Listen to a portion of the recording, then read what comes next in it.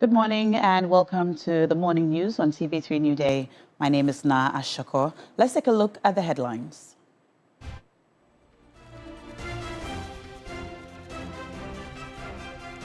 Teacher unions, NAGRAT and NAT, demand urgent action over rising hooliganism by students. Meanwhile, perpetrators following violent assault of students during games in Agonas Radio arrested.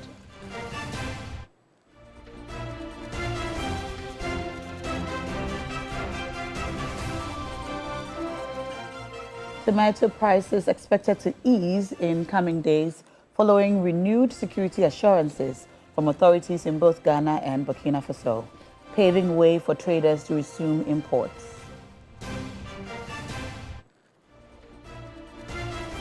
And now, police arrest notorious carjacking syndicate in Ashanti region following multiple robberies and murders across the Ashanti and Western regions.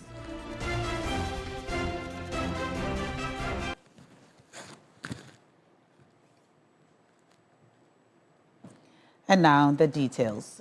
The alleged perpetrators following the violent assault of students during the games in Agonas Radio have been arrested as the Ghana Police Service continues investigations. The Ghana Education Service has meanwhile put the ongoing inter-schools athletics competition on hold following violent assaults on a student during the games in Agonas Radio. Christabel Success Trevi has the details.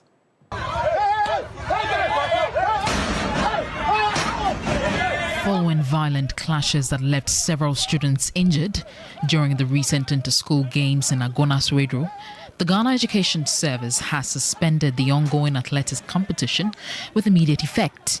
This decision was announced after an emergency meeting between the Director General of the Ghana Education Service, the Central Regional Director, and the heads of Obratre Senior High Technical School and Swedru School of Business.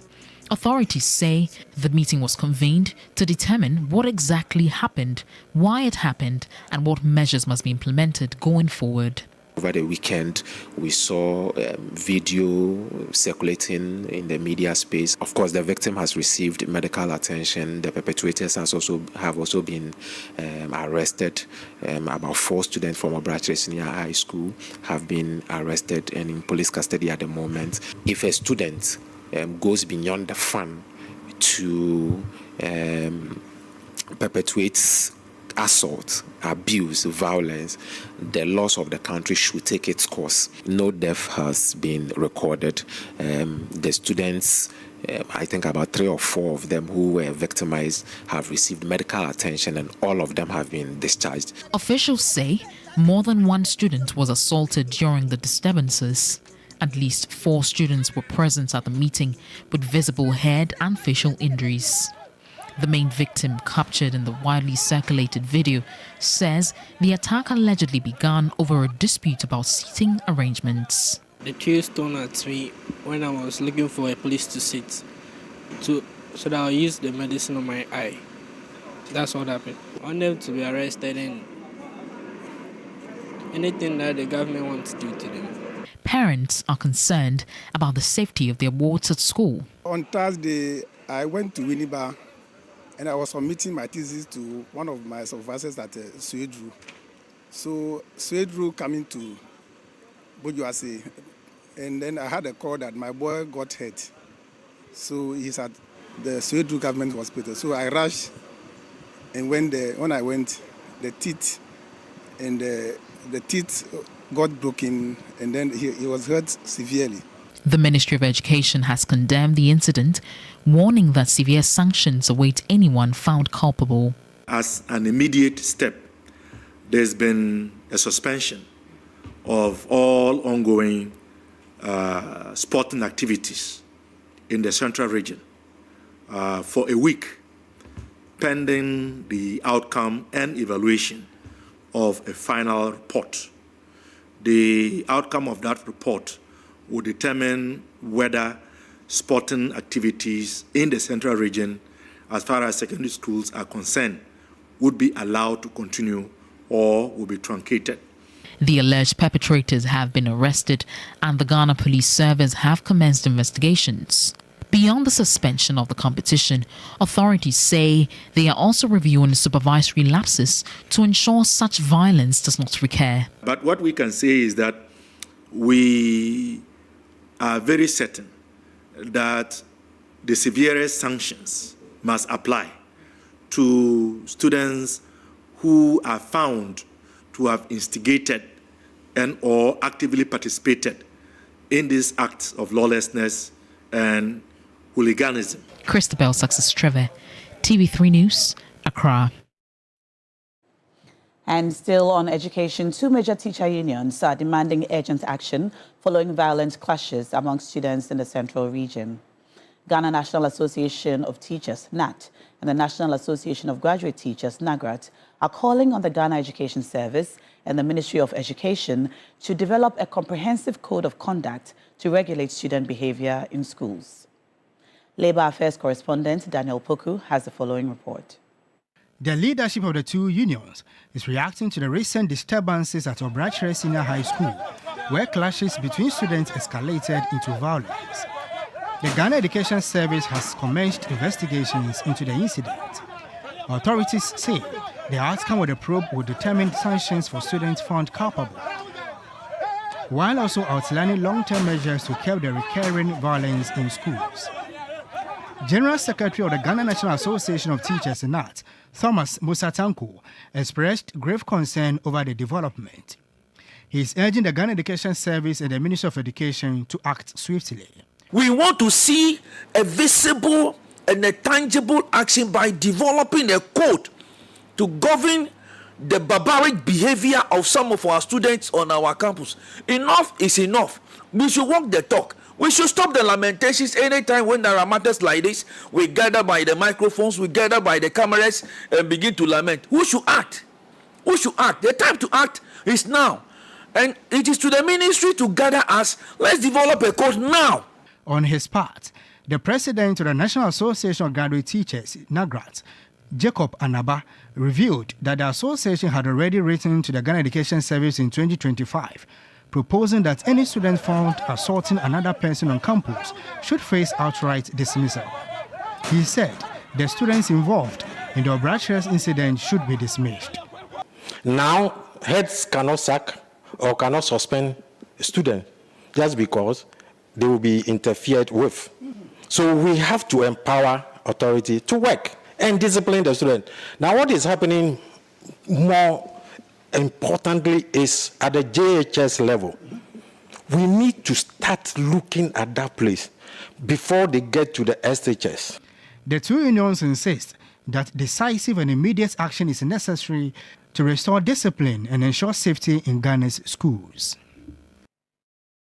And still on education, across Ghana, troubling reports of student indiscipline are no longer isolated incidents, as they are becoming a pattern.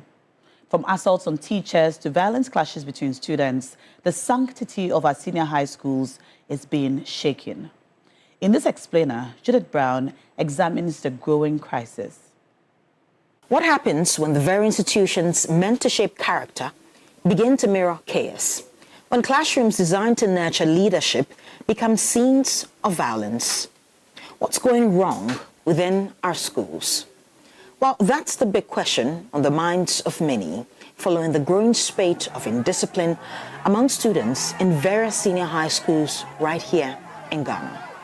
In recent times, reports of students attacking teachers have raised alarm within Ghana's education sector.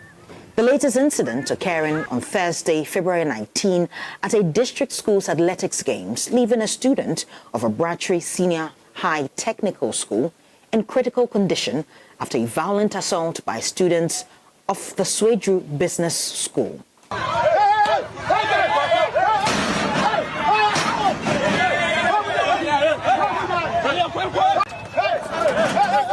A video circulating on social media show the student being violently assaulted before he was rushed to the hospital for treatment.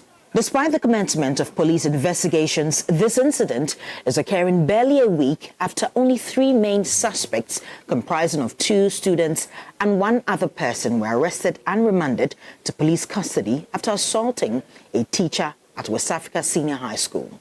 Similar incidents have also been reported at Kade SHS involving yet again the assault of a teacher, which led to the conviction and fining of 5 suspects, and Kofredua SHS Technical, where students were accused of attempting to molest a female student, further heightening public concern over safety in schools. But are these punitive actions deterrent enough?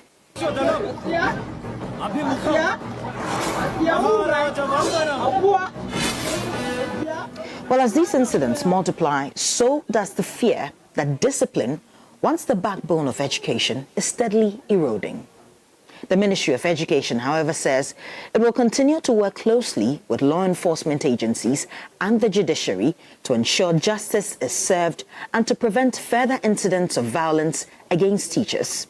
The question now is not just who is to blame, but what must change.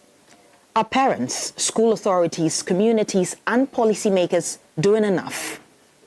And how do we restore discipline without compromising the rights and welfare of students? Judith Brown, TV3 News. Away from education, let's go to agriculture. Tomato prices are expected to ease in the coming days, following renewed security assurances from authorities in both Ghana and Burkina Faso, paving the way for traders to resume imports.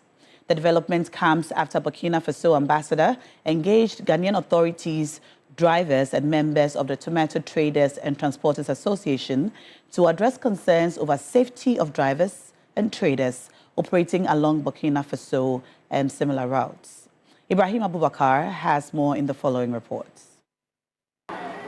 The recent suspension of import led to an immediate shortage of tomatoes on the market, particularly in major trading centers that rely heavily on supplies from Burkina Faso. As a result, prices shot up within days due to limited supply and high demand. Rubber paint near tono 20 Ghana, 30 Ghana, near tono 250, 220. Nti stop we no ne boa de pa ibi akofam kakere sentos ya ade a ye de ye eniema ma ne dɔɔso eti ama ntos no nti se ashort wo sese bedia. But the Tomato Traders and Transporters Association has announced a decision to resume import from Burkina Faso. The association says the decision follows engagement involving Burkina Faso and Ghanaian authorities to improve security along the trade routes. We need each other, so we must go. So today, this evening, the drivers will start entry into Burkina. And as for Ghana, we are safe. The Ghana Security IGP is doing very well, protecting them right from Paga through Boliga, Tamale, down south. But now, the Burkina government is also going to protect our drivers from Paga through Po to Ouagadougou to the various farm gates. Burkina Faso has reportedly designated safer farm gates for produce collection and commitment to providing security escort from the border through key farming areas. The association believes these measures are sufficient to allow trade to resume while minimizing risk.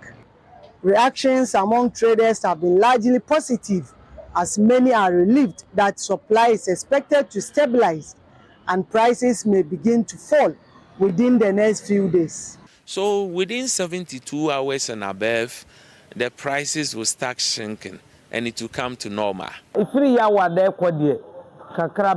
Because I'm Ghana busy no one agent or Burkina no my omo share boss umbeba border so any other To bring a lasting solutions to these attacks, the tomato traders are calling on government to establish irrigation facilities to enable all year-round tomato production in Ghana. Ibrahim Abubakar, TV3 News, Kumasi. Now, the minority has demanded a criminal investigation by the special prosecutor into the activities of Atlas Commodities Limited for allegedly operating in warehouses of the produce buying company illegally. Old Tafo MP Vincent Eko Asefwa accused the acting deputy CEO of COCOBOD, Ato Boateng, of diverting public funds to the company he once presided over at the expense of PBC workers. The Old Tafo MP Vincent Asefwa has already filed a petition at the Commission on Human Rights and Administrative Justice, SHRAJ, for determination of conflict of interest against Ato Boateng. He is alleging abuse of affairs and administrative malpractice against the Deputy CEO of Ghana COCOBOD for permitting a private company operate in warehouses of the produce buying company. How did Atlas Commodities find itself operating in an arena that it did not have a license to operate? This development elevates the seriousness of the matter. It can be said on authority that Atlas Commodities Limited has operated within warehouses registered under PBC. There are also troubling reports that some PBC workers reportedly have not been paid for extended periods, at least for a period of 1 year. The reason why PBC workers are not paid is that when government gets the money, it does not give the money to PBC to go and buy cocoa, so that government will be able to get some margins off it. If you get margins, that is when you'll be able to get money to be able to pay your workers. Now PBC is starved, is deprived with resources that will allow them to be able to operate, and those monies are given to LBCs. He wants SHRAJ and the special prosecutor to investigate the matter at a time that COCOBOD has faced one of its worst crises. The minority also wants PBC workers compensated. We demand a full criminal investigation by the Office of the Special Prosecutor. We demand a constitutional conflict of interest determination by SHRAJ. We also demand a forensic audit of warehouse registrations and cocoa movement records. Full disclosure from COCOBOD, national security, and relevant authorities. If there is no wrongdoing, investigation will clear the air. But if wrongdoing is confirmed, accountability must follow. Cocoa is too important to Ghana's rural economy to allow regulatory compromise. The minority is also demanding a compensation that will have to be paid by Atlas Commodities Limited to the PBCs, because they have used the warehouses of PBCs, warehouses belonging to PBC, to operate and make margins or make profit, denying or depriving the state from those resources. The COCOBOD acting deputy CEO is yet to respond to these claims leveled against him.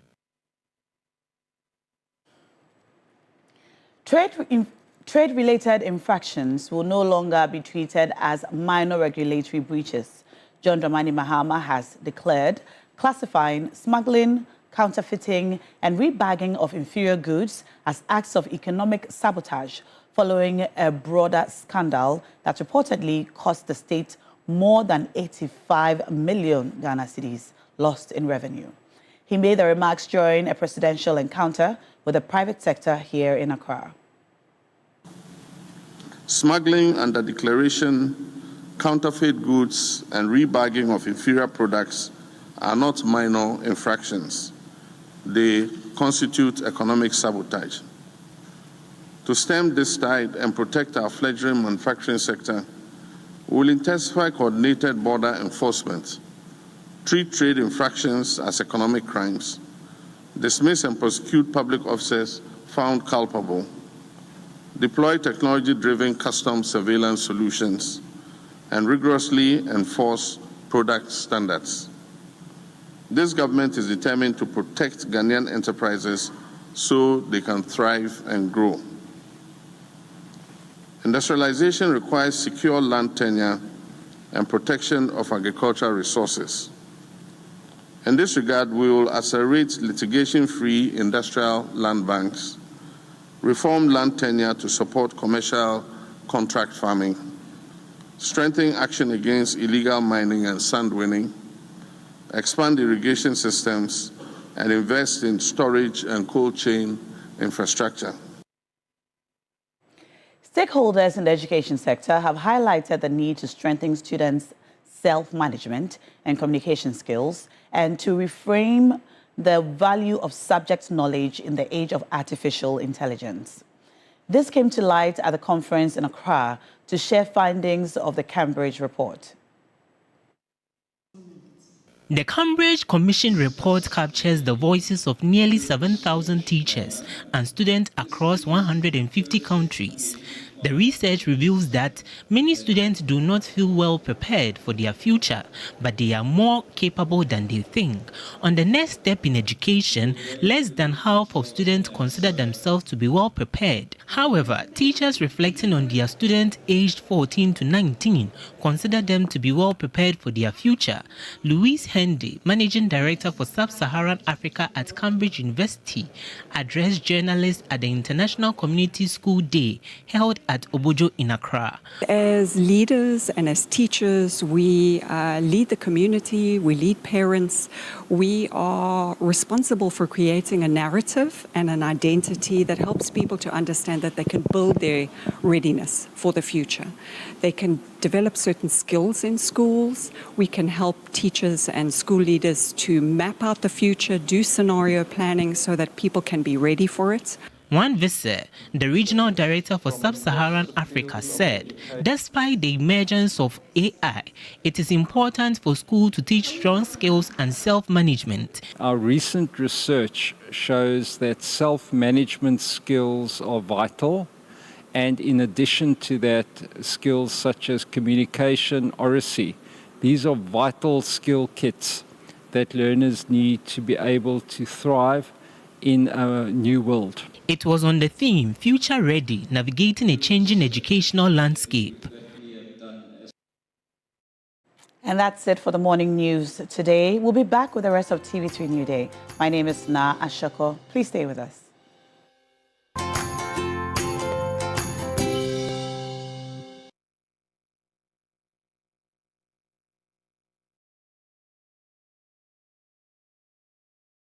Welcome to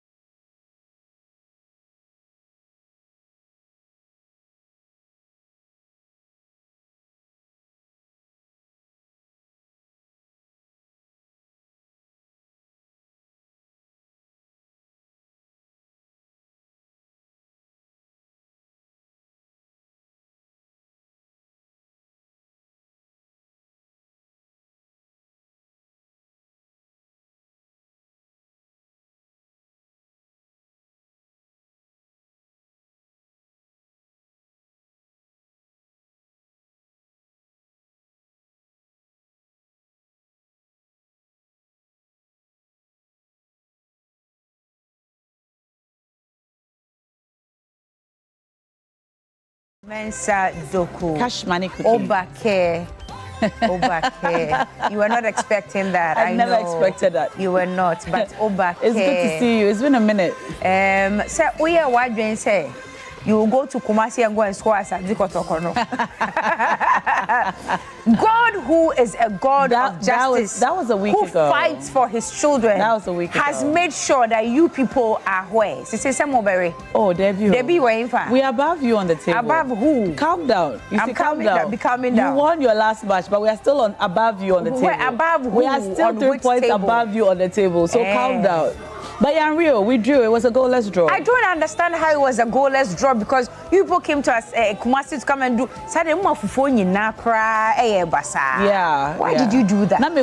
But I was afraid they'll give me small meat. No, it wasn't even the meat. Namagada area boys, they were waiting for you in the corner. But you know, Kumasi and Kotoka, they are besties, you know. So on Sunday, we were so happy for you, you know, when you won that game. Can you imagine? We're very happy for you, even though you're still below us on the league table. Can you imagine? We are happy for you, say. Can you imagine? Yeah, young apostles and Shemo. Young apostles Shemwaka.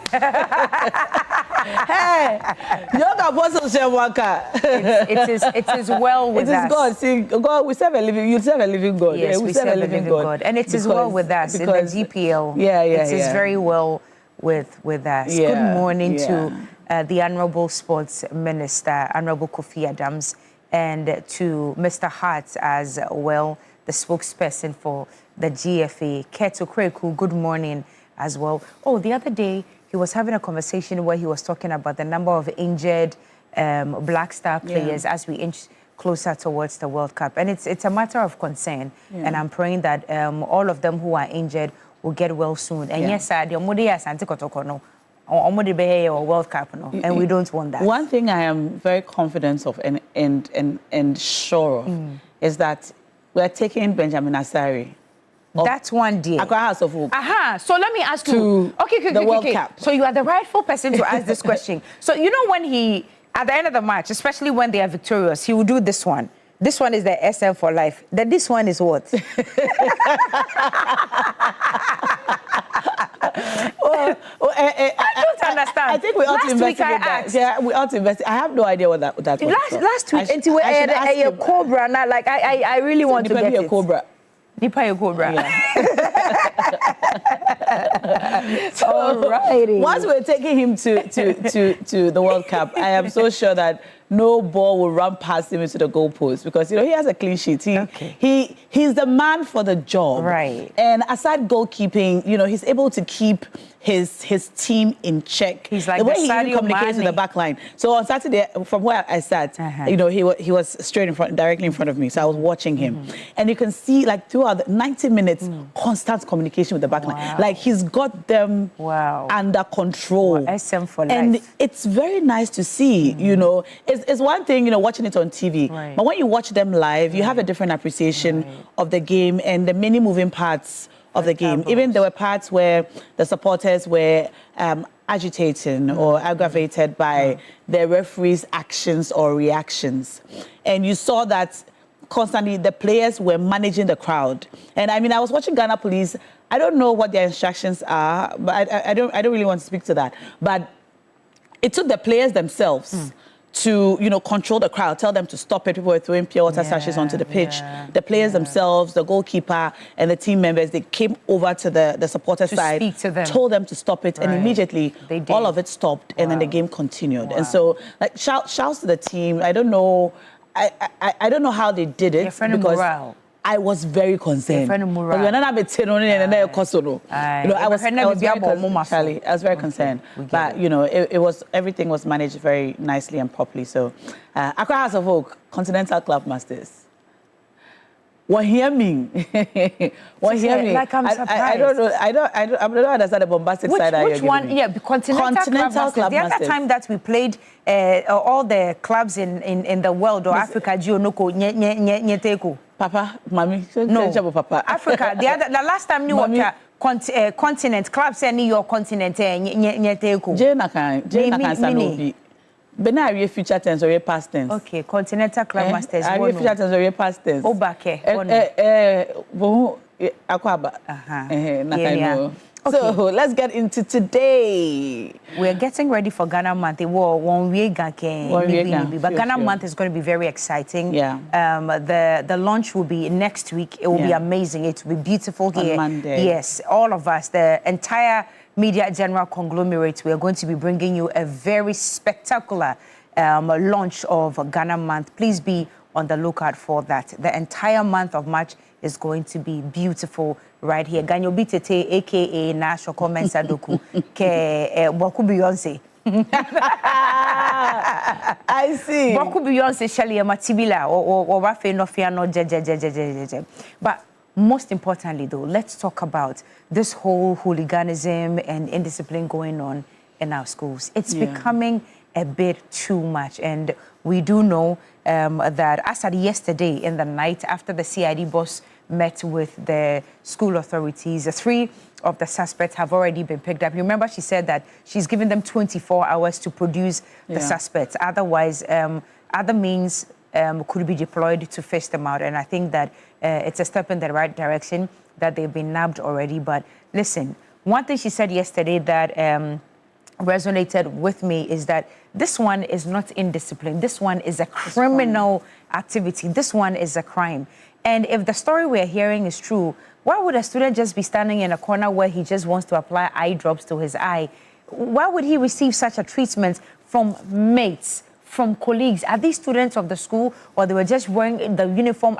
I really want to understand, because in our time, yes, I mean, we heard of these things sometimes when we go for intercall and stuff like that. You know, the soft rivalry between some of the schools. But to this level, I don't know when it degenerated to this point, but this is really, I've really been struggling bad. to watch the video. In fact, I can also watch it. Yeah. I could not watch it until this morning. I watched it this morning because we had to talk about it.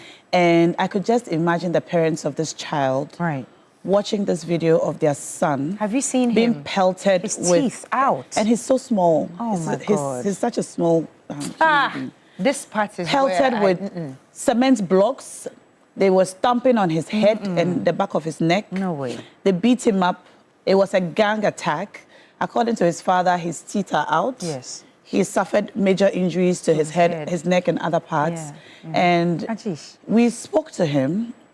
Our reporter here from TV3 spoke to him. And he said what happened was he was trying to find a seat so he could apply medicine to his eyes.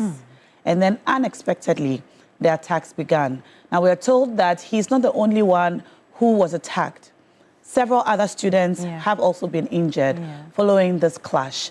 And this is not the first or second or third time we've heard about such violence visited on other people by students. So we've heard about violence on teachers because they did not allow students to copy or engage in some exam malpractice. We've heard about gang rapes. We've heard about student-on-student clashes. Now we're seeing a full-on attack on a student who was not even fighting back. No way. And if the report is true, he was not even part of whatever was happening. He was just trying to find a place to sit down. Now, you were mentioning back in the day, the worst forms of indiscipline we heard about was like students refusing to go to dining. You know, students shouting or being disruptive during these events, not going to prep, tucking out their uniform, wearing unprescribed clothes, you know, smuggling food out of the dining hall. But nowadays, we cannot call this an isolated incident. There are one too many. And it's the audacity with which they are carried out. And the fact that they filmed them. They filmed them. And whilst they are filming, it's not even deterrent enough. They don't even get scared that this could land in a place where will bring me trouble. They just continue. It's terrible. They were throwing cement blocks at this child. Can you imagine? What would make a child think that he can pelt another child like this with cement blocks? Like this. And you see the way he stomped on his neck, like he jumped, like an action movie. Rambo style. We don't even do this in the movies. It's like special effects. He jumped and stomped on his neck. For what?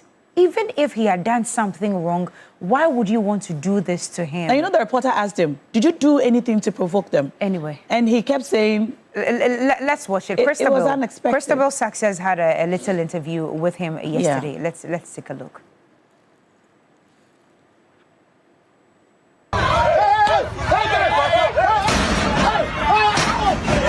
Following violent clashes that left several students injured during the recent inter-school games in Agonas-Redro, the Ghana Education Service has suspended the ongoing athletics competition with immediate effect.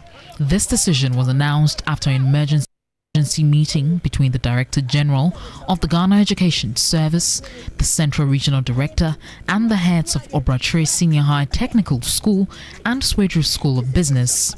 Authorities say the meeting was convened to determine what exactly happened, why it happened, and what measures must be implemented going forward. Over the weekend, we saw video circulating in the media space. Of course, the victim has received medical attention. The perpetrators have also been arrested. About 4 students from Obratre Senior High School have been arrested and in police custody at the moment. If a student goes beyond the fun to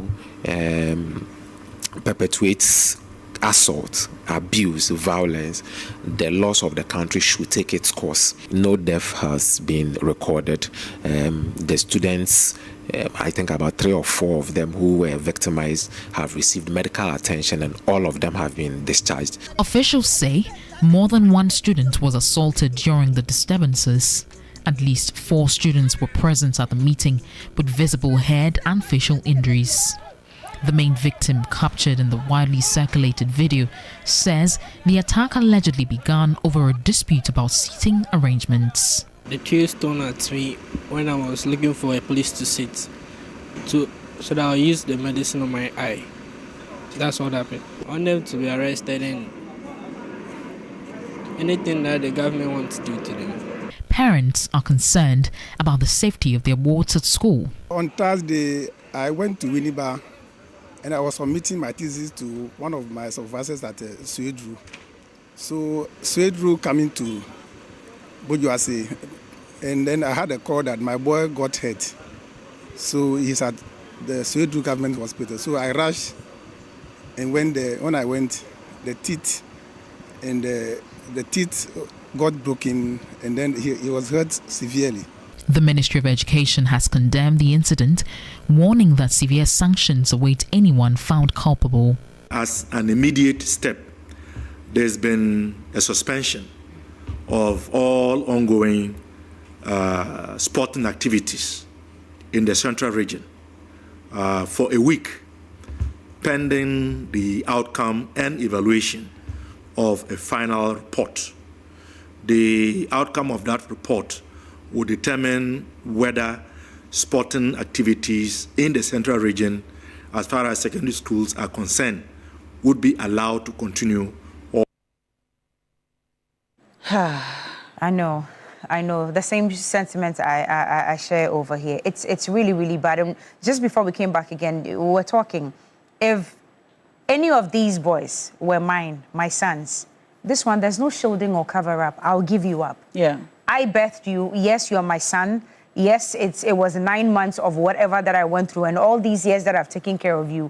But wait there, because there's no excuse. How do you do this to a fellow human being? And considering your age, when did you become an adult to think and feel that this is right to be meted out to another human being, even if he did something wrong, even if he probably insulted you? I'm just saying, I'm just speculating because we're not even sure what happened. But the little boy says that it was without provocation. He didn't do anything at all. But even if he did something, did that warrant this sort of Rambo-style attack on your fellow human being? Somebody that you sit in the same class or in the same school, or somebody that you see when you go for inter-colleges games, Keke. We are just playing. Yeah. This is not the World Cup. It's not the World Cup. Or it's not the AFCON between Senegal and Morocco. And this is just... It appears the confrontation was not even in respect of the games. There were side issues. Issues of seating and allocation of seats. Can you imagine? you know, what really baffles my mind, and I've been listening to some teachers' comments on this, and they're saying that it appears that what emboldens such indiscipline is the fact that teachers are no longer able to mete out corporal punishment to students. Because some time ago, you knew that if you did something like this, you'd be punished. If you saw your teachers or masters around, you'd want to comport yourself, knowing that you would be reported. But now, there's no corporal punishment. Teachers just look on. their hands are behind their backs. Because they can't beat They cannot you. punish you. They can't even suspend you now. And so students are emboldened, indisciplined students are emboldened to be able to behave like this. Also, there's no general code of conduct yes. for students in second cycle institutions. Oh there is God, none. This is terrible. Each school might have their own, but there isn't one codified set of rules to regulate students' behavior. I mean, these are young children growing up. They are very impressionable. Some of them are indisciplined. Some actually will engage in this activity just to belong. Just to because. feel that Just because. the others are doing it, and so when I do it, then I also look like one of the big guys. You understand? And there's no real punishment. Right now, the only resort that teachers or head teachers have is to call the police. No way. No Is way. to call the police. But No way. anyway. No way. The video you're seeing, if you haven't seen it already, is a video of a gang attack on a student of Obrachre Senior High School in Agona Stradro during district inter-school sports competition. And the students who attacked him were in the Swedro, it's a business school. Yes, Swebusco. School uniform. Now, the CID boss gave a 24-hour ultimatum to the school to produce the students who carried out this attack. Yesterday, in the evening, we heard that 3 of the students have been picked up by the police and investigations will follow. So that's where we are now with this matter. And on this morning, we're going to throw this question to you, especially parents watching us and teachers as well. How did we get here, and how can we resolve this matter? The reports of violence involving school children has become one too many. And it appears that it's getting worse by the day. We heard of students stabbing a teacher in the eye, students cutting a teacher with a sharp object because it did not allow them to engage in exam malpractices. Can you imagine? Now we are seeing a student being attacked, gang style, with Rambo style jumping, stomping on his head, on his neck, and throwing cement blocks at him, and thank Jesus that it missed him, because if that block had hit him in the ribs, we would have been having a different conversation this morning. If he wasn't rescued, you could see 2 boys, and we haven't even spoken about these 2 boys who appeared to be protecting the little boy, whoever they are. Well done for standing up. Yeah. Yes, Even because in the face of such attack, for you to be able to put yourself as a shield between the boy and the boys who were attacking him, I think that was very brave of them, and whoever they are, whoever their parents are. My goodness. Well done for this one who stamped his head. Raising your boy to be able to, stand up for a boy, this boy in the pink shirt, he was obviously. And the one in the green as well. Exactly.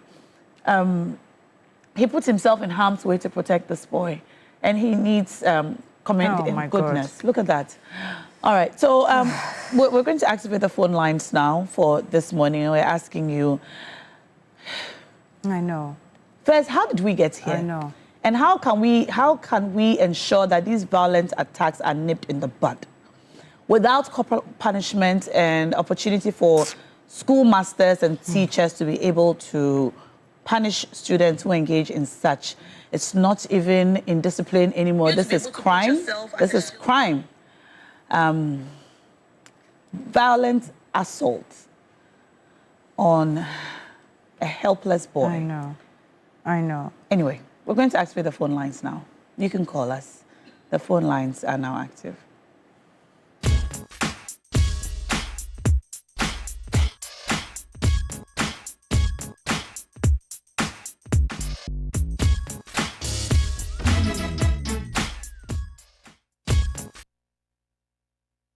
Good morning, Sani. You're welcome to the show. Great to have you. Good morning. Madam, how are you too? Very well, thank you. Sani, you're live. Okay. Yes, and then Cookie too. How are you? Very well, Sani. Thank you for calling. Okay. I want to wish you a happy Ramadan and all my Muslim brothers in Wali Wali and then across the country. And to say that these things, in fact, they are quite disturbing.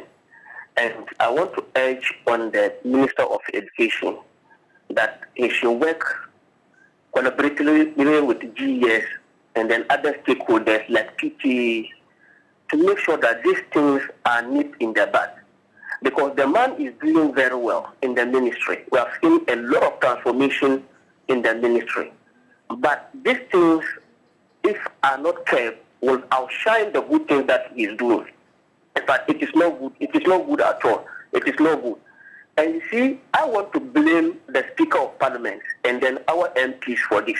Why? Because, yes, last year, the same hooliganism happened in our Parliament house, led and then perpetrated by Antonio Martin and then his colleagues. We warned the Speaker that he needed to take action about it. He needed to make sure that those who smash the speakers and then the glasses of Parliament during the voting, the minority, were brought to book. Okay? The Speaker said he was going to set a committee to investigate and then make sure that those people were punished. But we never saw anything coming from that thing. You see, and then children are said that they emulate the adults. Whatever the adults are doing, they see it and then they copy it. So after they still have these footages in what happened in our Parliament. So every day they replicate that thing, and that's why we're seeing those things in the school. So until Antonio Martin and then his group, that still our chairs and tables are brought to book, these things will continue to happen, and that is why I'm blaming the Speaker of Parliament. So you need to reverse that thing and then punish them so that these things will stop. Other than that, we will continue to experience this kind of hooliganism in our schools. Thank you very much. All right, thank you so much. Sonny, we appreciate your call. There's another caller on the line. Good morning. This is TV3 Newday. Hello, good morning. Well, we'll move to some messages as we re-establish contact with the person who was on the line. Irakwa Richard says, students turning violence on fellow students all for sports. A clear sign that discipline within schools is deteriorating. The future is truly pregnant with consequences if this trend is ignored. GES must urgently reassess policies on discipline, reintroduce the cane, and provide practical measures that restore order while protecting the learners. Consequences of free SHS, you say. And Alfred is on the line. Alfred, good morning. This is TV3 Newday. Hello, good morning. Hello, good morning. Hello. Yeah, good morning. Yes, is this Alfred? Yes, this is Alfred. Alfred, where are you calling us from? From Newtown, Accra, Newtown. Okay, let's hear you, Alfred. Watching this video, I get very cold and very seriously, very sick. And in our time when we went to school, if these things happen, I hope you get me. Hello? Alfred, we can hear you. What I'm saying is, when these things happen in our time, right, those guys will be cancelled. Their name will be cancelled from writing any GCE exams for maybe 5 years or whatever. But you see, these things have been going on and have been going on, and they say they shouldn't punish any student, they shouldn't do anything to a student. And these things it is growing. At the end of the day, one day, the children will die. Then we will come back to and say that, the things or problems should be with. Charlie. Looking at it on TV right now, as I'm speaking to you, I feel very emotional. I say, why? Why should this happen? Alfred, we thank you. We thank you. From here. Alfred, thank you for your call. We share the same sentiments with you. Very, very heartbreaking and disheartening. I, for one, cannot even take a look at the video. Another caller on the line. Hello, good morning. Hello. Yes, good morning. Hello. Yes, good morning. Your name and where you're calling us from. Hello. We can hear you, sir. Can you please speak up? Good morning. Hello. Yeah, good morning. This is TV3 Newday. Your name and where you're calling us from. Hello. Perhaps the connection is bad. Sir, we can hear you. Can you hear us? All right, let's move on to more messages before we pick your calls. Kwamina Acidity says, good morning, Cookie, and our educational system is getting out of hand. Special greetings to DCE, Esutifi South, Honorable Asibil Benjamin Donko. Okay. Another person is on the line. Hello, good morning. Yeah, hello. Yes, can you hear us? Yes, please, I can hear you. Yes, and your name is? Yeah, I am Mesa, calling from Canada. Mesa, talk to us. Yes. In fact, watching the videos last night, in fact, I just couldn't believe what is happening. Some of us, we left school almost 40 years ago. In our time, there was that rivalry between schools. So every school had a particular school that was its rival. But our rivalry never extended to this level. Right. This deeply level, our rivalry never extended to that. And at every point, whenever we went for this intercolleges, you will have some specific masters who will be detailed to sit among we the children. And as such, you could not misbehave. You couldn't misbehave. Right. So I don't know what has come over these children. In fact, my first the video, I thought it was AI generated. Until I started hearing commentaries and I knew it was real. Parents, we need to sit up. We have a lot of work to do. School authorities equally need to sit up. As I speak to you, I am the advisor in a secondary school. And sometimes I get worried when I see some of these things happening. Thank you for calling. Yes, sir. But let me take this opportunity for you to wish my wife happy birthday. Her birthday falls tomorrow, and she'll be 50 years tomorrow. Wow. So I want to wish her happy birthday in advance. What's her name, please? Hello? Oh, we lost you. Too bad. But I'm sure she would hear. Nah. Happy birthday to his wife, yes. All right, we have another caller joining us. Good morning. Good morning, madam. Good morning, Yaya. Great to have you. Thank you for the opportunity given me. All right, Yaya, please go on ahead. Let me extend my greetings to my MP Fatima Central, Professor Ali Montego, and then Harun Idrisu, Education Minister. Good morning. Sir, our industry in the schools, how are we controlling this center? It has becoming too many. And our time, sir, who are you? If I'm working and you meet your master, you will feel shy to look at the face. Nowadays, children, I wonder how, whether we are not getting the home training well, or who else are we going to blame now? Sister, in fact, 11 of August 2021, the same thing. Children have been beating out their masters and those things, and I wonder how we are not coming out to come out with a code, something that will work. Let the teachers to different this our kids. So whether we like it or not, when you go to the girls' schools, sister, in fact, the KG level, when they read there for break over, and you see the kind of, in fact, 4 years, how they are running to class, sister, that's the kind of level that every teacher has to take now. Other than that, sister, one day, in fact, the children will just see the headmaster, and you know me, look around the headmaster. You can just sort here go. So I want Education Minister to take this one seriously now. In fact, it should give the power to the head teacher. Every teacher to give them the power, the mandate to differentiate our kids. Other than that, one day, in fact, we get our own. Our time, in fact, the discipline is in fact, it was okay for us because we were able to cope with the discipline, and we are now in summer today. But what are our kids? We don't continue this. We can't allow this to continue. So we are appealing to our Education Minister to give the discipline back to the teachers and the PTA so that they can control this our kids for us. Other than that, we are doomed as a country. So Thank you, Yaya. Thank you, Yaya. Grateful for the call. I'll read a couple of messages and then we'll pick up our last caller for the morning. Messages coming in. I beg your pardon. BT Sly says, hooliganism in our schools is becoming one too many. Is it that parents have lost their parental responsibility to shape their children at home? Drastic and punitive measures must be applied, while the NCCE and the Ghana Police Service should be commissioned nationwide to educate students on the need for responsible behavior, speedy recovery to the child. Good morning. Now, as a parent, I'm so devastated with what the students did to a fellow student. If I am the father of the boy, I will personally go after them and deal with them ruthlessly. Those arrested must be dealt with seriously. And that is another message coming in from Kafui, texting us from Ho. I'll take one more message and then we'll come to the phone lines. Togbike Vose, the 8th, says, good morning, Na. The recent clash between two senior high school students during their inter-school sports event is unacceptable.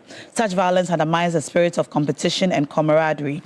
The culprits must face stiffer punishments to deter future incidents from happening. We have another caller joining us. You'll be our last caller for the morning. Good morning. Good morning. Yes, sir. What's your name and where are you calling us from? Please, my name is David Nanglarison. From Nampang High School. Are you a teacher? Yes, please, I'm a teacher. All right. I'm glad you have called. Exactly what is happening in our senior high schools and what's contributing to this high rate of indiscipline and violence? Thank you very much. I will want to attribute this violence to the way our society is. Our indiscipline starts from our various homes. You can even see today, the violence in our communities is too high. The government must ensure that people see something, they say something. And the police, the way they keep information, we should make sure that whenever information is given to them, they should keep it secret, go and investigate. A lot of things today, currently in our north here, sometimes we've not been going for sports competitions. But if we have to be going these days, today you can see our north here is volatile. If we should continue this inter-schools and government is not going deep down on the root, we will experience more. Because our tribal conflict is there, and we are never inside the schools. So this dancers, this is even better. But I want to say that the vulnerable community in our schools are threat, even though very late, but we can do something to teach our morals more in the various schools.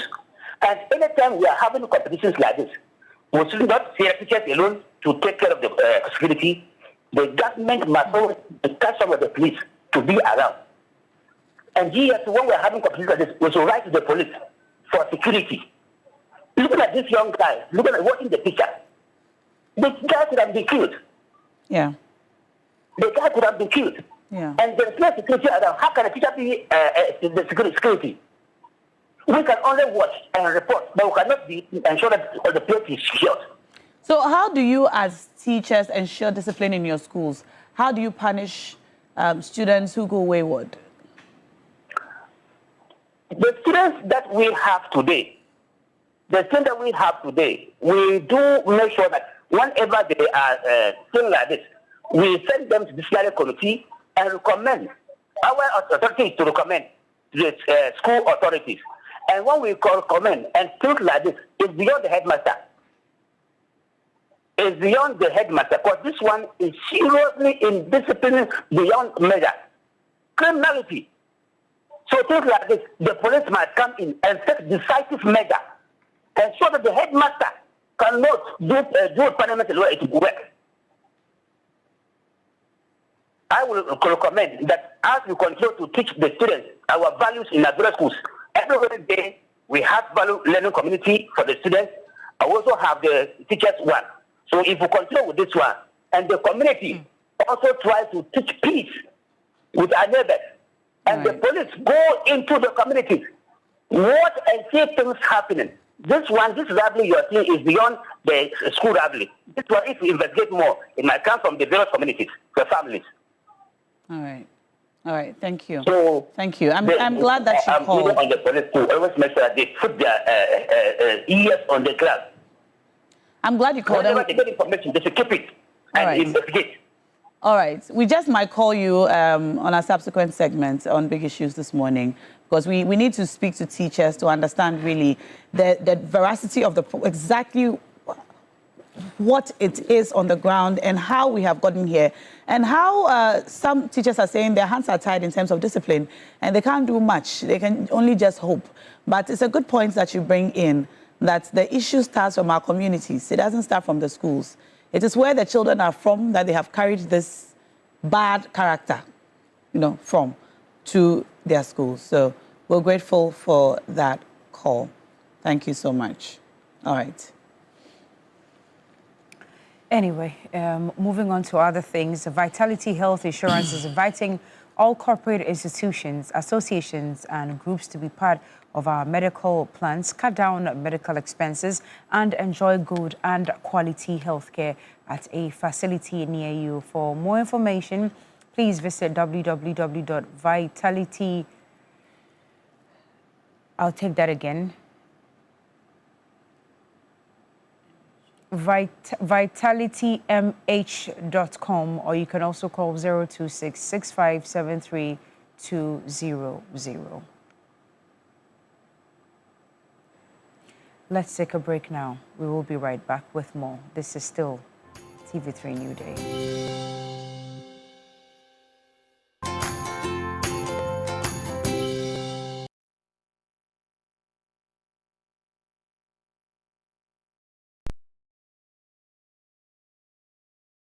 Ready for school? Yes!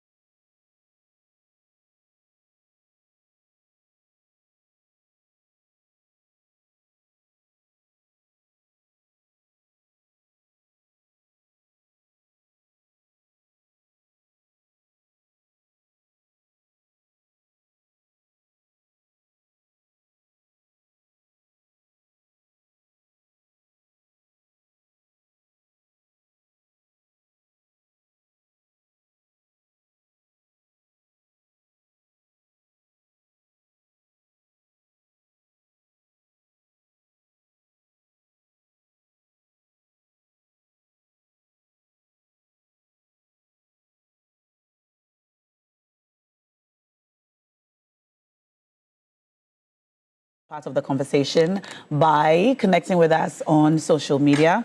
With the hashtag TV3 Newday, you can connect with us on X, or under our Facebook live stream, you can leave your messages and we'll read as many of them as possible. So you go to Facebook and then search TV3 the page.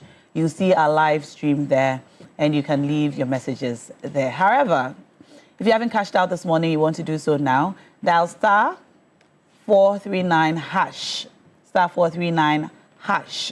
Select option 2 for TV3 and win big on the show this morning. Star 439 hash. Select option 2 for TV3 and then you can win big on the show this morning. All right, so we've got 10,000 Ghana cedis and we're giving 1,000 cedis each to 10 of you. 1,000 each to 10 of you. So dial now and recoup some of the money you lost during Valentine's Day before the month ends. Star 439 hash is the number to dial. All right, my guests are here and already seated. We have a full house today. First, we have Dr. Ramsey Inusa, Director of Research United Party. Phobia. Never say that. Nah, Tete. Nyamwadroma, hear me. I like the way you are speaking Ghana these days. Yes, I have to wear your cra. Wear Ghana. I have to associate you with a town in Ghana. Which of them do you like? Well, I recommend I'll take Laboni. Laboni. Laboni, Beje Gamani. J Gamami. Davi Laboni. Laboni J Gamami. Laboni is part of Labadi. Yeah, but it's not, you have to say La. Laboni, the La is part, because I grew up Laboni is Laboni. the Dadabi side of town. Okay. You have, it's Anoba Mami. Oh, okay, then I'll take Labadi. So La, not Labadi, La. La, okay. Yes, we don't say Labadi anymore. Okay, La. It's just La, yes. Bubla, bubla. All right, also in studio this morning, we have Abbas Nuruddin, private legal practitioner. Morning, sir. Morning. Great to have you. Good to see you too. Which local team do you support? Well, I used to support Kumasi Asante Kotoko because I grew up. I'm glad you don't support them anymore to start Kumasi, with. But I've lost interest in local football. Oh. Largely because the quality has really gone down. So our focus now is on the English teams or the teams around the world, sadly. So, but I think we need to bring the passion back. We need to put in place the necessary investment to ensure we are able to retain. The reason why people are losing interest in local football is largely because, like I said, the quality has gone down. Any upcoming player will be pulled by these foreign teams and all of that. So what we need to do is to get the needed investment to keep the quality. During the days of Charles Taylor, Ishmael Ado, Emmanuel Osei-Kufuor, you enjoy the game because of the quality. But now, if even Kotoko and Haas is playing, it's like some Coast team and all of that. Have you followed the GPL this season?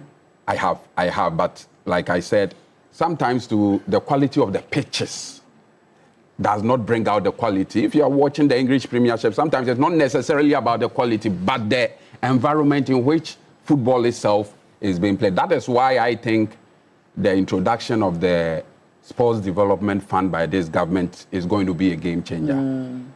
Our Premier Leagues in time past were gained their supply from the Cold system, which has collapsed of late. So I think the Sports Development Fund coming in at this time to provide the needed infrastructure, to provide the needed funding to the various Premier League, first, second, and third division will gradually bring the quality that will eventually bring back the passion. Because when was the last time? Things you said. However, I think that the GPL this season has stepped out a great deal. Also because of the live coverage. So for some time now, we weren't seeing live coverages. So we did not even know when anybody was playing. When was the last time a Ghanaian team played at the highest level of African football? That is the CAF Champions League. It tells you how the standards have fallen. During those days, Accra, House of Folk, Kumasi Asante Kotoko was on the same level with El Ahly, Zamalek, FAR, Rabat of Morocco, TP, Mazembe. But for the past 10 years, or for the past 6 or 7 years, no Ghanaian team has qualified to the money zone or even the Confederations Cup. So I think it's a wake-up call I have absolute trust is it in a the thing new with leadership. our local leagues Yes. or with football in Ghana? You see, the football. We are diverse. Football in Ghana. You We are see, football diverting in the Ghana. conversation. Football in Ghana is supposed to be a system where we are able to groom, identify talents at the secondary school level during these soccer activities. Then we integrate them into the cold system, the first, second, and third division, then up to the Premier League. But it seems those systems, due to several years of lack of investment, has fallen apart. It's broken up. That is why I think the current sports minister, Mr. Kofi Adams, has done so well by channeling all his energy in the establishment of the Sports Development Fund and proceeding to donate his 2-month salary into it. So I would urge Jay Hyde and his people to also contribute so that together we can develop football from the basic level. And not to be mischievous, I never knew the MPP guys are back. Because the last time I was here, it was myself, you, and Bracco. They've beaten a shameful retreat and come back. They never went. They never went, really? They are here with us now. Really? That is not the subject of They discussion. never went anywhere. Isaac Hyde, you're welcome. Great to have you this morning on the show. Well, Anyame, good to see you too. I see you doing a lot. I see you at Jamestown. I mean, as a proud Gamman, I'm happy to see you. Oh, you're a Gamman? You do a lot. Yes, I'm from Jamestown and also. And again, I mean, we're happy to be here. I mean, once more. I mean, it's been like a year that I since came to. And it looks like you guys, your money have come. There's a lot of improvement here. People in power are really doing the most. Really? Congratulations. This is a private business. Yes, that's true. Yes, and we are doing well as a business. Yes, and the business is thriving. Yes. And I'm happy. Yes, I mean, whenever we're happy you're happy. Now, what We're they happy should you're know back. is that they were never mazed when they left. They never left, Abbas. Really? Oh. All right. Well, gentlemen, you're welcome to the show. So, Dr. Zato. Dr. Zato. This morning, let's focus on this morning's discussion. We're going to begin our conversation with that rather heartbreaking video that we have seen. We saw a video about 3 days ago, and it has reintroduced the subject of hooliganism in our senior high schools. Now, for some time now, we have reported what we would have said were isolated incidents of violence in our senior high schools, violence visited on teachers, on masters, invigilators, student on student, and so on. But now we can no longer say they're isolated cases because they have become one too many. A couple of days ago, we saw a video of a student of the Obrachere Senior High School being violently attacked, gang style, by students in the uniform of the Swedro Business School. Now, they stomped on his neck, they threw cement blocks at him, and we should commend 2 other boys who we saw trying to shield the attackers from the victim. Since this happened, the CID boss issued an ultimatum to the Swedro Business School, giving the school 24 hours to produce the students. Otherwise, they were going to resort to whatever means possible to trace them. Well, the boys have been produced. Yesterday in the evening, we heard that 3 of the boys have been, they are in police custody, pending investigations. Now, we're going to bring you some of the videos, just for those of you who haven't seen it yet. And viewer discretion is advised. I myself could not watch the video until this morning because as a parent, I really cannot imagine how the parents of this child can stomach even watching this video. So we'll show you the video. We'll show you what the CID boss has said, and also an exclusive interview with a young boy after he received treatment from the hospital. Also, we're going to be speaking about tomato prices. Tomato prices have gone up. We are hoping that they'll come down following that meeting between authorities between Burkina Faso and Ghana after that very, very unfortunate attack on Ghanaian traders in Burkina Faso a few days ago. But of course, you're invited to join in our conversation. Please leave your comments under our Facebook Live feed. I'll read them as we go. But for now, let's take a look at that video, and then we'll listen to the CID boss and then the young boy. Thank you, Mama. That is your shirt they are wearing. So if somebody is wearing your shirt, That's why I wanted to start by saying, are you confirming that is your shirt or your uniform? Somebody has worn your uniform to create such a scene or to conduct himself in such a manner. It is giving your school a bad name. So I'm sure you are concerned that that is your school shirt. That's because I wanted you to confirm that is your school shirt. So if that is your school shirt and somebody has worn it and is attacking a fellow human being in such a manner, as a school, you should be concerned to find out who are the people behind that shirt wearing it. Not so, to hand them over to the police. So I am mentioning now that I am giving you 24 hours to produce the people in that shirt who attacked the boy.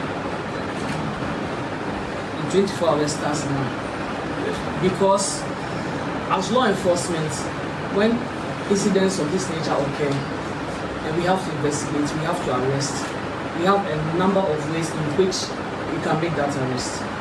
But because this is a school environment, we are not going to adopt one of those means. That is why I'm giving you as school authorities that task to produce them.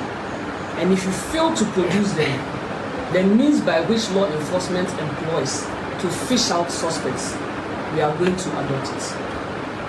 But because this is a school environment and other innocent students who were not part of the sports or were not part of that assault, because what we are seeing, it is not an act of indiscipline by students.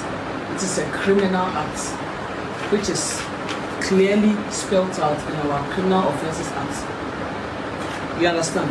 So if we are going to arrest people based on offences that are committed under the Criminal Offences Act, the police will not do what I've asked you to do, to produce them.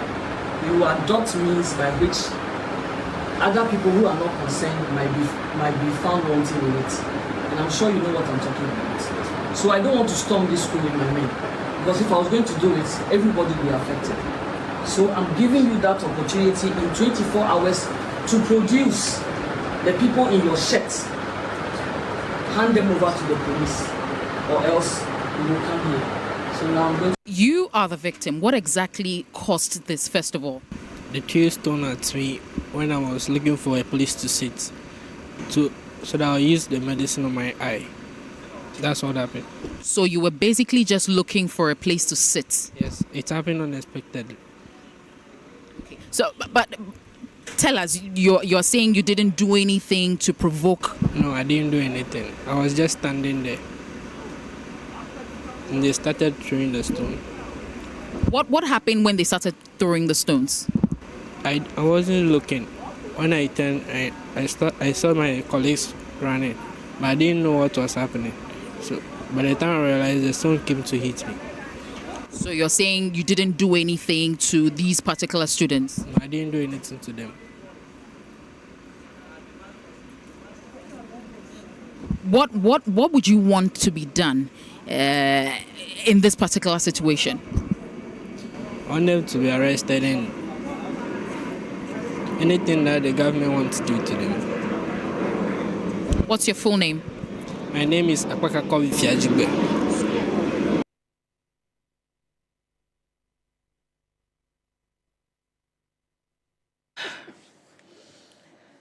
Unfortunately, we are not able to bring you the video of the attack because I think we played it too many times. It's too early in the morning, and it's leaving a very bad taste in the mouth of many of you who have seen it. I was telling you just now, I could not, gentlemen, I could not watch it when it first happened. I watched it for the first time this morning because we had to talk about it. But just watching it from a distance, when I first saw it, it was difficult to watch. But let me acknowledge the presence of the PRO of the Ghana Education Service joining us on Zoom, Daniel Fenny. Good morning, sir. Hello, good morning. Yes, and thank you for having me. It's great to have you. Thank you. Thank you for joining us. We'll start our conversation in studio.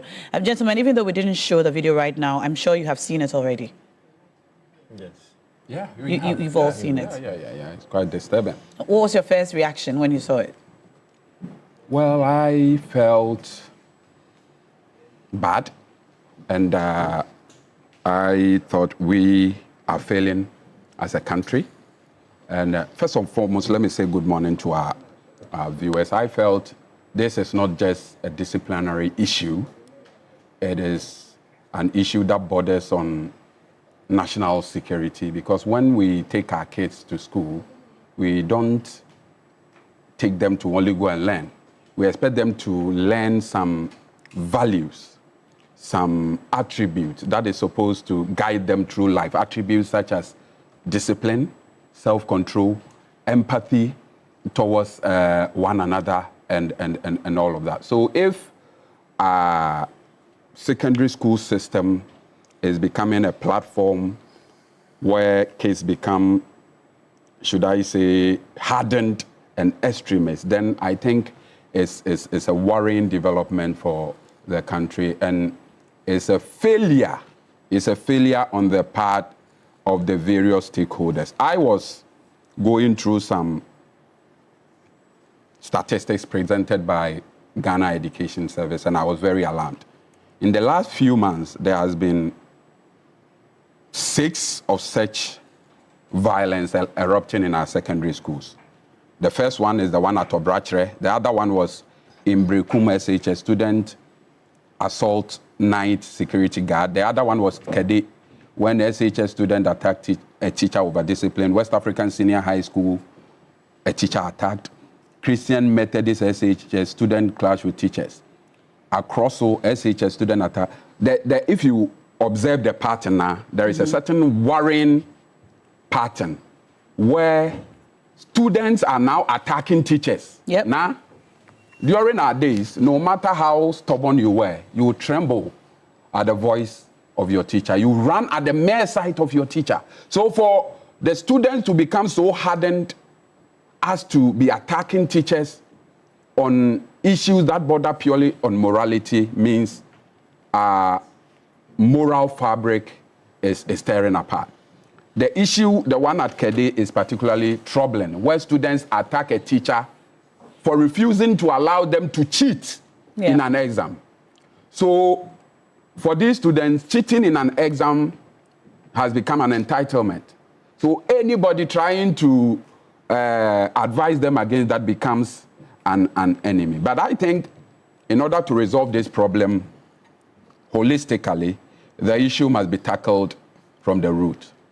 I believe the family, as the basic unit of society, is disintegrating. Because before a child goes to school, he was born into a family.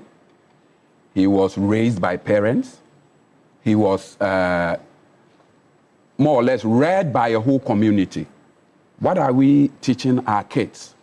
What values are we instilling in them? And it all boils down now also to over-liberalization and over-westernization of our society. We are losing our identity as Africans. We, growing up in the community, every child was every other random parent's guardian, such that if you go out and engage in any unruly behavior, a random elder will catch you, reset your brain, take you home, your parents will thank him, and beat you on top of that.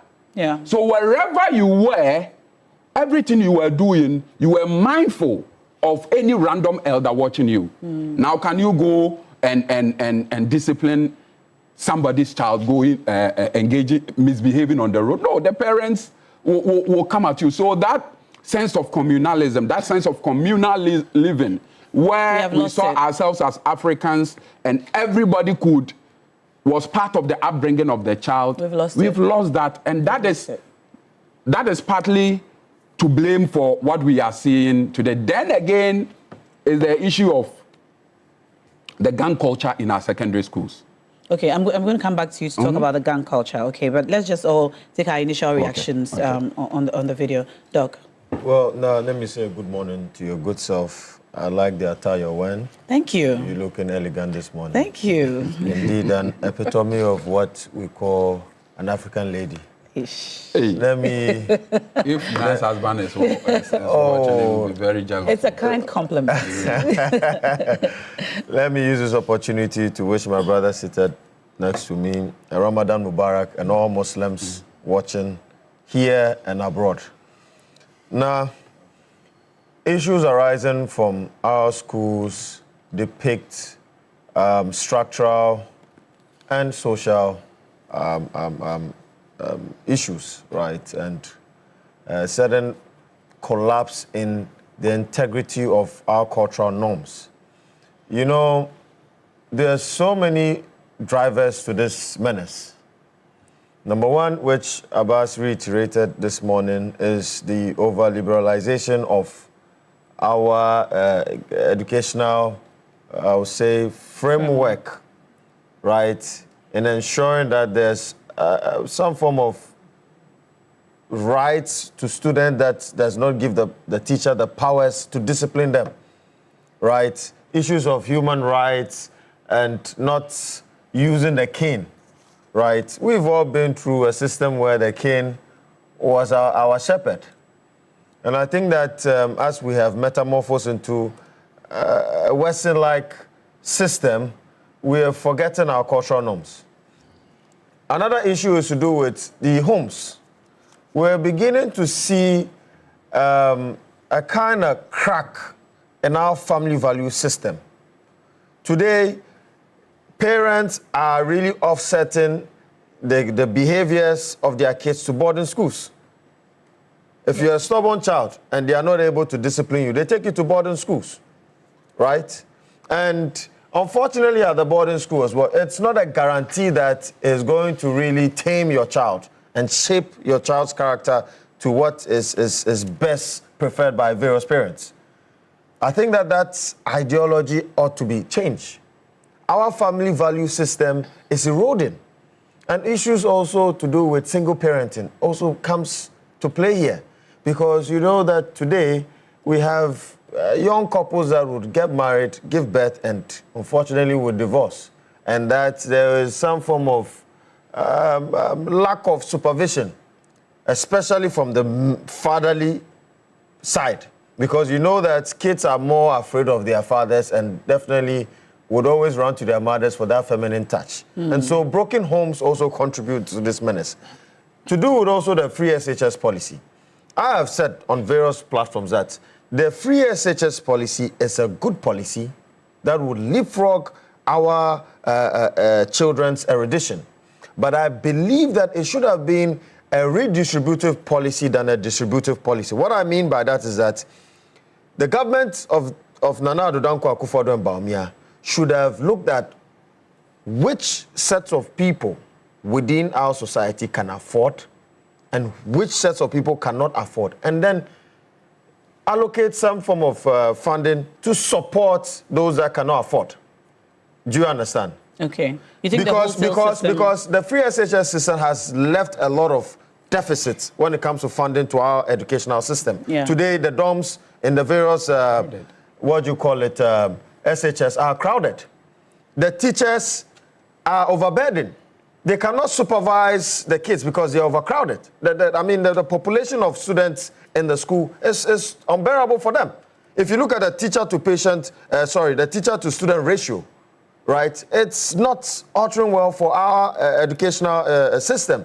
So these are some of the drivers to that. I believe that going forward, the Ghana educational system or education service should re-amend the educational framework and give teachers some form of powers to discipline, the students. We should also bring back, right, a very robust PTA system. You know that in the SY administration, it was scrapped.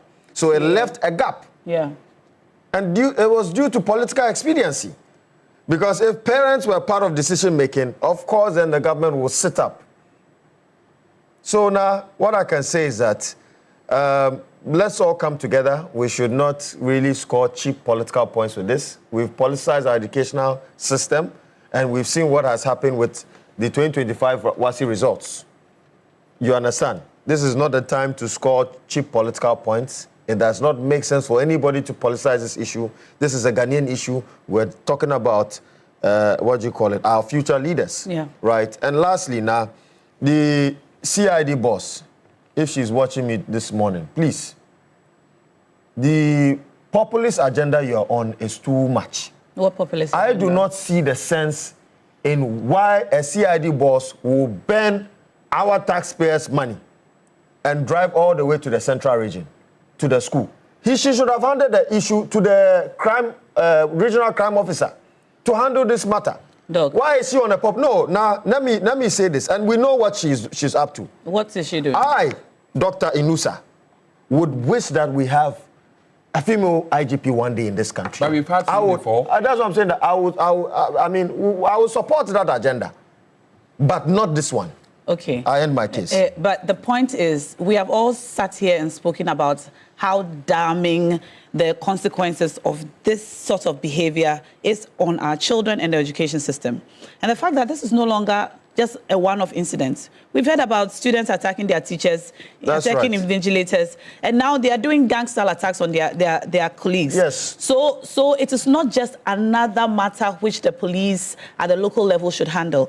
Her attending that meeting shows the veracity, or in fact, we should be complimenting her. We should be complimenting her for going over there we are political to actors. show us we that can see through the Ghana lens. Police we know what is Service happening. actually puts a lot of weight on the problem, and that we all need to we need to see it as a national problem that needs to be solved.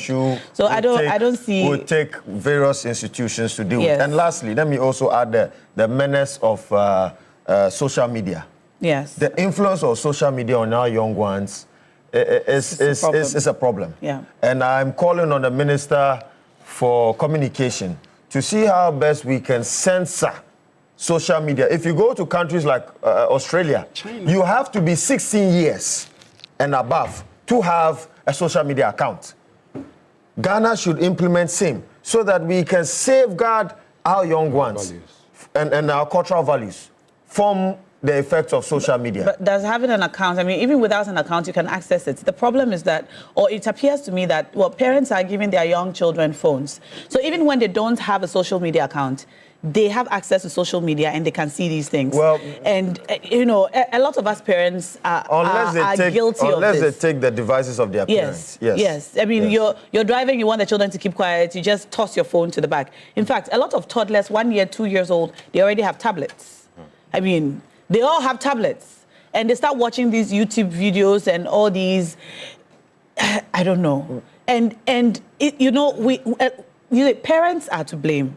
We are all complicit because from the time the children start watching these videos, it's not, and oftentimes you don't even know what they're watching. It's not so much about access to internet than the content. It's not regulated. Because if you go to China and you are a Chinese child, you can't use TikTok for twerking. You can't use TikTok to go about talking trash. You are limited as to the content you are exposed to, the educational material, science, innovation, and that is what shapes the mentality of the kids. So we should be thinking in that regard as well. Now, good morning to your cherished viewers, and a very good morning to my boss, the National Youth Organizer and incoming organizer of the NP. So you came to do an agenda, right? This morning, I'm quite livid having to watch these videos. But again, as a former NUCS president, I worry so much for my colleague students on these various campuses because the element of radicalization is becoming a cause of worry. We are fortunate to have seen this on camera, but I tell you that this has been happening for quite a long time. The advent of social media, internet penetration has brought this to the forefront of public attention. In recent times, beyond what was happening at Swedru, we've heard the case of Was, we've had the case of the Zwarungu, we've had issues in Eastern region, even to the extent of gang raping a female student. I think that we need to sit down as a country and come to a certain consensus that there's a breakdown in certain social structures. I agree with some contributions of my colleagues. Back in the days, all the agents of socialization are part of growing a child. The family, the church, the institutions, and all persons in society are responsible for the raising of a child. But today, what do we see? There's a breakdown in extended family. Everybody is secluded. Even, neighbors cannot interfere in how a child behaves. Again, you also go to our schools. We seem to have taken a lot of the powers from the teachers. We've banned corporal punishment. We've also gone to the extent that at every point in time, and I speak as a former student leader, not to give away students, but to admit that there seems to be a problem, for which reason we need to stand up to the test of time. More often than not, when sometimes teachers go to the extreme, genius seem to be overly quick at giving up the teachers. Maybe we need to institutionalize some internal measures to deal with some of these things, because the more you go after the teachers, the more you embolden some of the hardline students. Again, what content are students receiving and consuming on campuses? Parents at high school should know that your child is not supposed to use a phone. In boarding houses, back in the days, if you have to communicate to your child, you have to speak to a teacher. If you're a parent and your child has access to cell phone and is calling you directly, you should be worried, because it's not just going to use the phone to call you, but also going to use it to access the internet, and you wouldn't be there to supervise the content that is going out there. In this particular instance, I feel so sorry for the young man. The sort of trauma that he has to go through, the parents. And again, much as I'm very much against the overly eye servicing in a lot of public discourse in Ghana, I perhaps understand why the CID boss would want to, get personal with it. She's a mother. As a parent, there's no way you would watch this thing and not get angry. But beyond that, this goes beyond just ordinary students. Certain institutions have developed a culture that, as for us at school, we are violent. As for us, when it comes to intercore, maybe we need to review the approach and manner students go for intercore. In Greater Accra, we've seen instances where video went viral, students carrying cutlasses around circle, chasing after each other. Again, this has become one too many. Maybe it's high time we now look at beyond the persons who are going to participate in the sporting competitions at the intercore. We should also reduce the number of students who necessarily go in and act as spectators. I mean, it's an extracurricular activity that everybody would want to take up the opportunity to go out there and cheer up their school and everything. But if you follow the developments in Kumasi Anglican Senior High School and the stone throwing here and there, there's a call to action. We cannot afford to have radicalized high school students, because they feed in directly to the universities. A number of interventions have been made at the universities to cause some of this, hooliganism. In time past, you see vandals against Opo mates. You go to KNUST, you see Kunti boys and Cat boys having at it. You go to UCC, you see custodians. Oh, yes. I mean, it's beyond description to our viewers this morning, but this is not something we should be proud of. I think that there are lots of good students out there. Perhaps we need to now look at our educational curricula. We need to look at religious and moral education. Some of this, citizen awareness educational programs, the content that we are giving to our students, to imbibe in them the need to put themselves and their colleagues first. Communal relationships, they need to think you as your neighbor as yourself. I cannot imagine the psychology of somebody who can pick a block of this nature and throw at a colleague. That must be extreme. And if you can do this at this age, then imagine when you're in a university and you are more independent and you develop groupthink among extremism. The course of radicalization on our campuses is becoming alarming. We need to go back to our churches. We need to have churches intervene. What we are preaching in our churches, how families, get together periodically, how we tend to also, perhaps we need to also relook at the need to introduce PTs as part of the school governance system. Sometimes, again, evidence exists that some PTs have taken decisions that also affect the less privileged on the campuses. The fact that you go to Wesley Girls doesn't mean that everybody is rich and so you can just levy anybody any amount of money.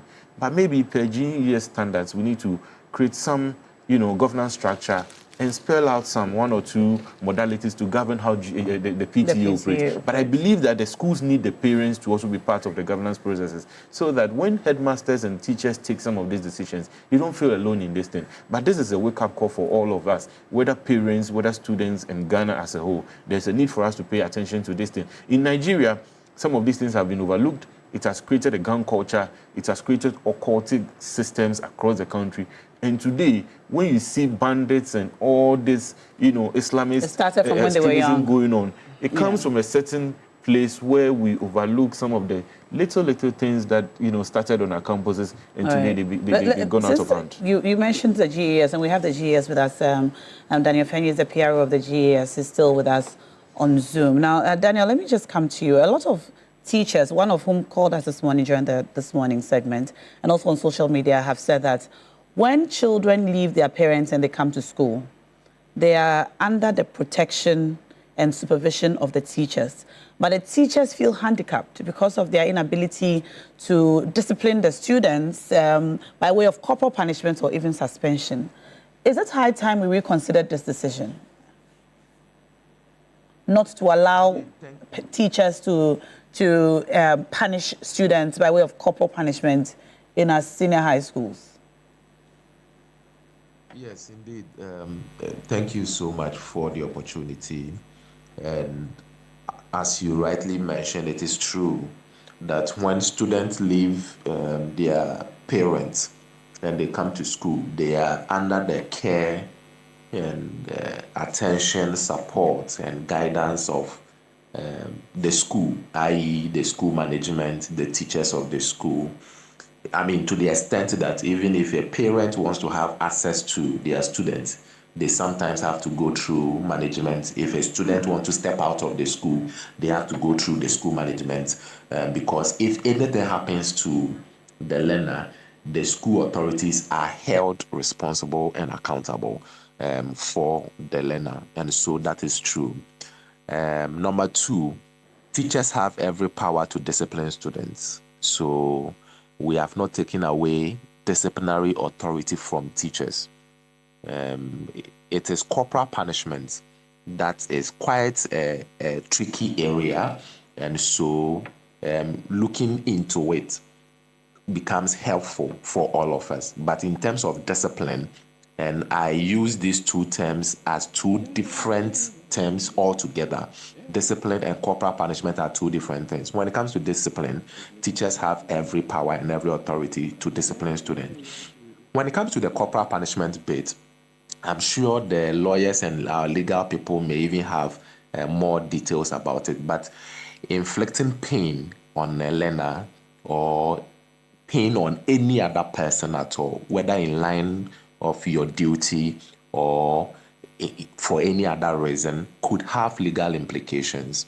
And so, for example, you have situations where you beat a student, you kill a student, you somehow inflict pain on the student, and you meet some parents who are able to take the legal line. I believe that the extent of the pain you inflicted was not objective, was not fair. And so they explore legal avenues. And by the time you realize, you would have your teachers going to court every now and then. Like the society has generally evolved. And so it is not only the fact that GES code of conduct do not encourage corporal punishment, but actually the existing laws of the country, and I believe not only Ghana, but generally, has some bits about how pain or physical pain, and I continue to use physical pain because that generally becomes the end game of corporal punishment. So i.e. caning the students, making them kneel down or undertake any activity that gets them some pain in their bodies. And so I am a bit careful when we seem to reduce discipline to corporal punishment and make it seem that, oh, GES, you have taken all the authority from teachers. Now teachers cannot do anything. Now teachers cannot discipline students. Now teachers cannot do this. Meanwhile, there are so many authorities our teachers have. As management, we so respect the authority of teachers. As management, we so think that when it comes to the school level, the teacher and the school management are really the authority figures on the school campuses, in the classroom and the school environment. It is the bit about caning and all other forms of corporal punishment that we feel has become a very, very tricky area. And as I mentioned, our legal people may have even more detailed info about this, that when you administer corporal punishment and you are not careful, it gets into some legal dynamics that if you are a teacher, you may not even want to find yourself. So I believe that bit about corporal punishment might be an area we all have to discuss and agree to what extent can it be administered, time, who can even administer, and all those legal dynamics that might have to be considered when it comes to administering corporal punishment. I say this from this point that coming into GES, opening the books, reading the books, I've come to realize that the work we do, a good part of it also has a lot of legal dimensions. And so some of these things actually go beyond. So for example, you punish a student and they believe that, or their parents believe that this punishment was not fair. This punishment, even if it is the extent of the pain to the child, has caused some damage, has caused some psychological trauma to the student. And so they want to exploit legal avenues. At this point, GES has very little to do because it becomes a whole legal tussle on its own. And so I will plead with our teachers and some sections of the people who believe that, just because you took away corporal punishment, now you have reduced the disciplinary authority of the teacher, now you have reduced the power of the teacher, now the teacher cannot do anything just because of the corporal punishment bit that we have taken it off. I feel we may want to discuss it with some caution and consultations with legal people on how, even if we want to consider bringing it back, we may want to engage the legal expert on how it can be brought back, when, why, who can even administer it, and all those dynamics. But so far as we are concerned, now, we believe that... All right, thank you, Daniel. Do you have any data that we can refer to on the decline of discipline in our schools since the power given to teachers? So teachers initially had to install corporal punishment on students was taken away. Do we have any data? Because from what it looks like, since this power was taken away, the reports, it also could be because now we have social media and cameras, and so we are seeing it. But the reports of indiscipline, violence visited by students on their teachers and their colleague students has gone up. If you have any data, we'll be very happy if you could share it. And also would like to know which other means teachers now resort to discipline students. Because if what they are saying online and also on the phone lines this morning is anything to go by, they just stand by and they watch. It appears the only real resort is to call the police or call the parents of the students when they engage in activities of this nature. But I'm going to ask you to just hold on. I'll come back to you to give us a response to that. Let's go on to our other line and speak to the General Secretary of NAT, who has just joined us, Mr. Thomas Tanko Musa. Good morning, sir.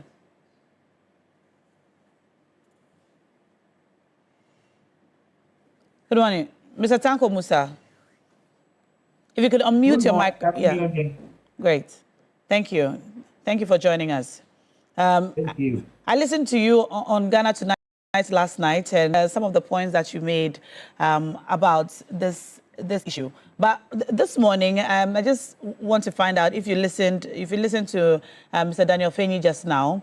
He said that aside corporal punishments, there are other ways to ensure that students are kept in line and in check. Can you comment on that? And also the absence of the PTA system that we used to have, which appeared to help check students, and parents are made aware of what happens in the school at these parent-teacher association meetings and so on. Thank you very much.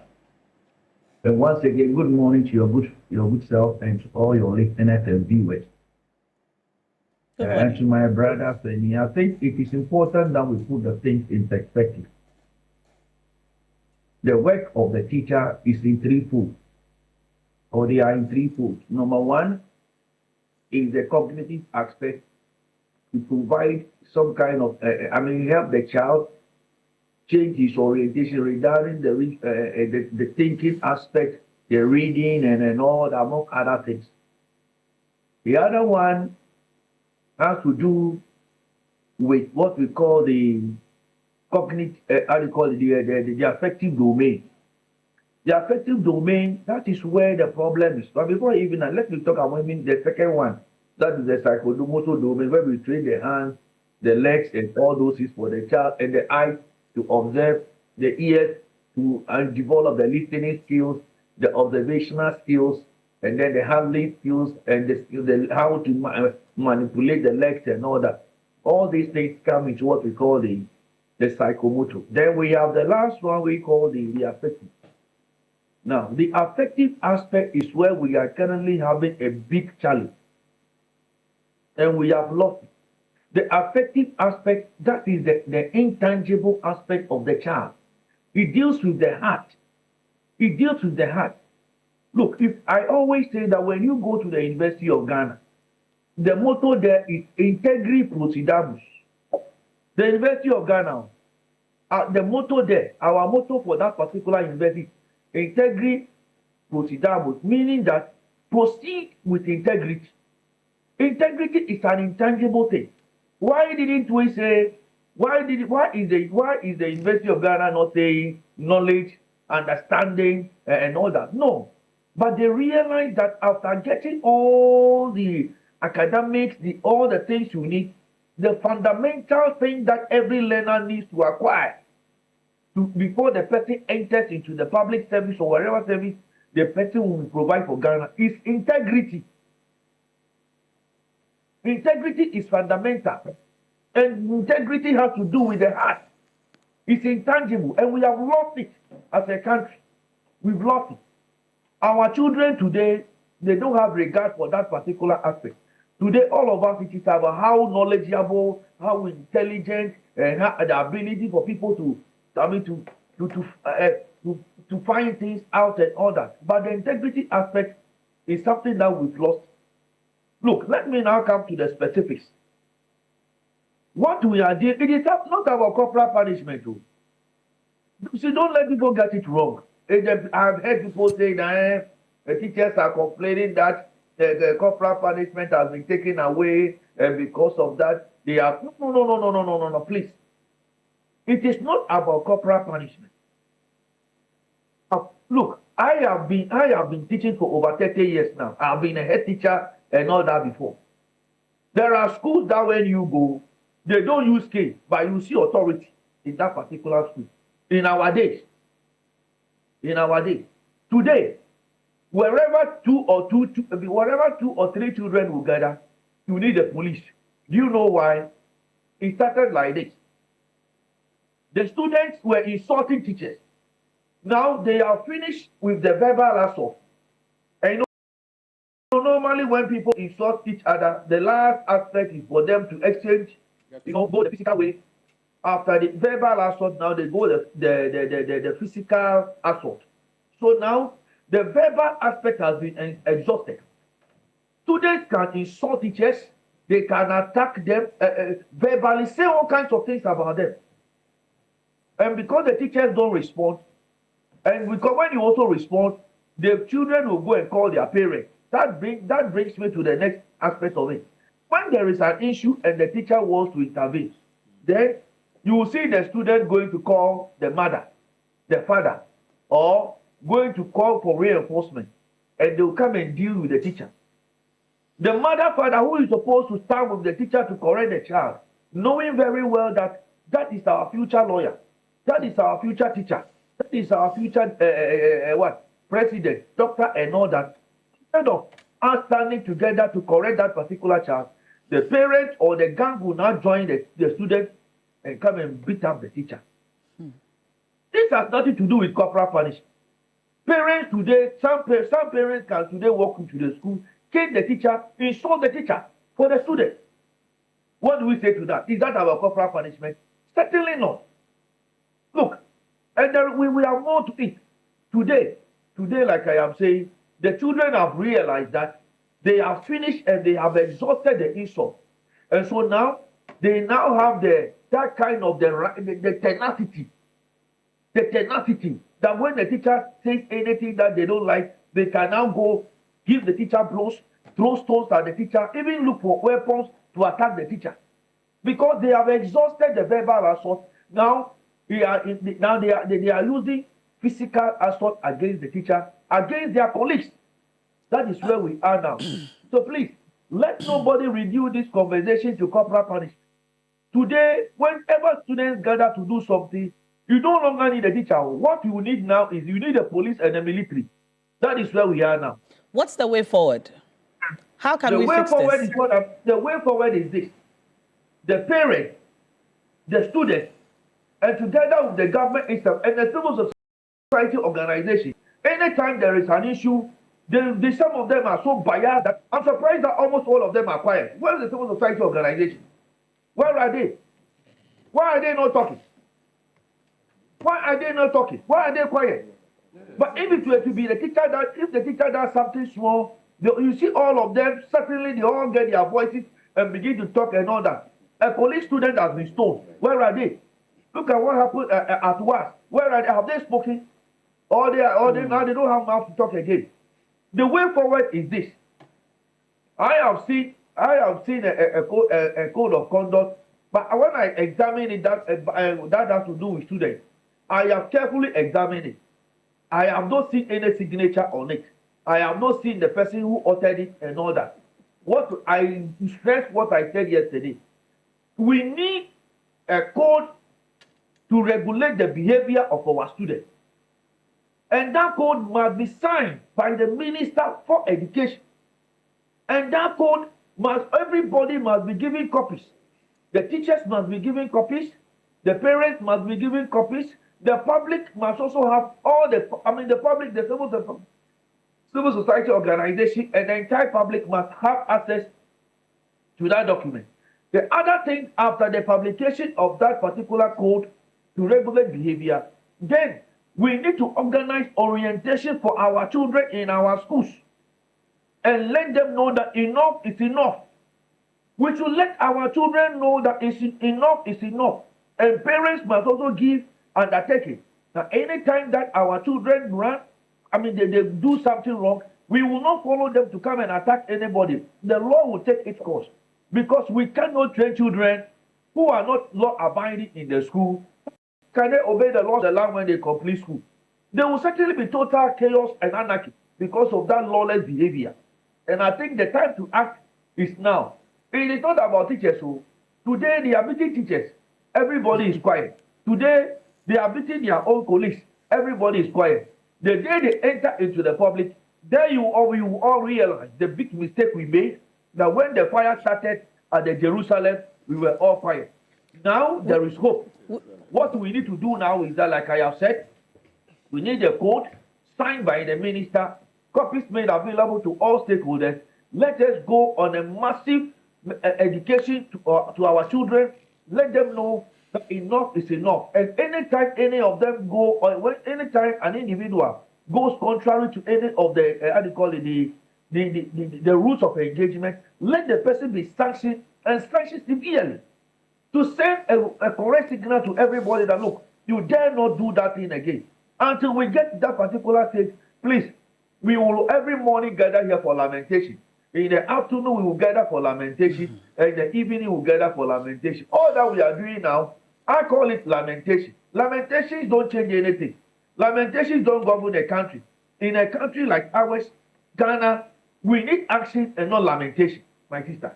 Mr. Musa, thank you so much. You're obviously very upset about this. We all are. Nobody is quiet. You're saying we're all quiet. Nobody is quiet, actually. This particular incident, I mean, all the ones that have been reported in the past, has upset all of us as Ghanaians. And what I agree with you on is the point that beyond the talk, we actually need to take actual steps to ensure that this does not happen anymore. And parents, I don't know how we can bring parents into this conversation, because from all indications, I mean, just think about it. For a child to be, we're talking about the psychology of a child who would pick up a rock or a cement block to throw at another person. For a child to think that it's okay to do this, the problem is from home. No, really, now. There is another piece of the puzzle we are missing. Which is what? Which is exposure to hard drugs.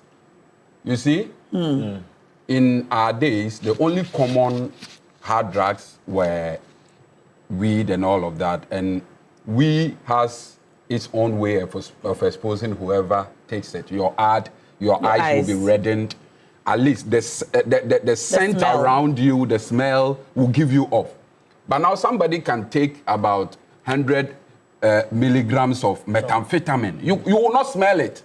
You will not see any sign. The only thing you see is the effect on his psychology, because no human being in his right senses, no sane human being will pick a stone, a rock, and hurl at the flanks of his colleague.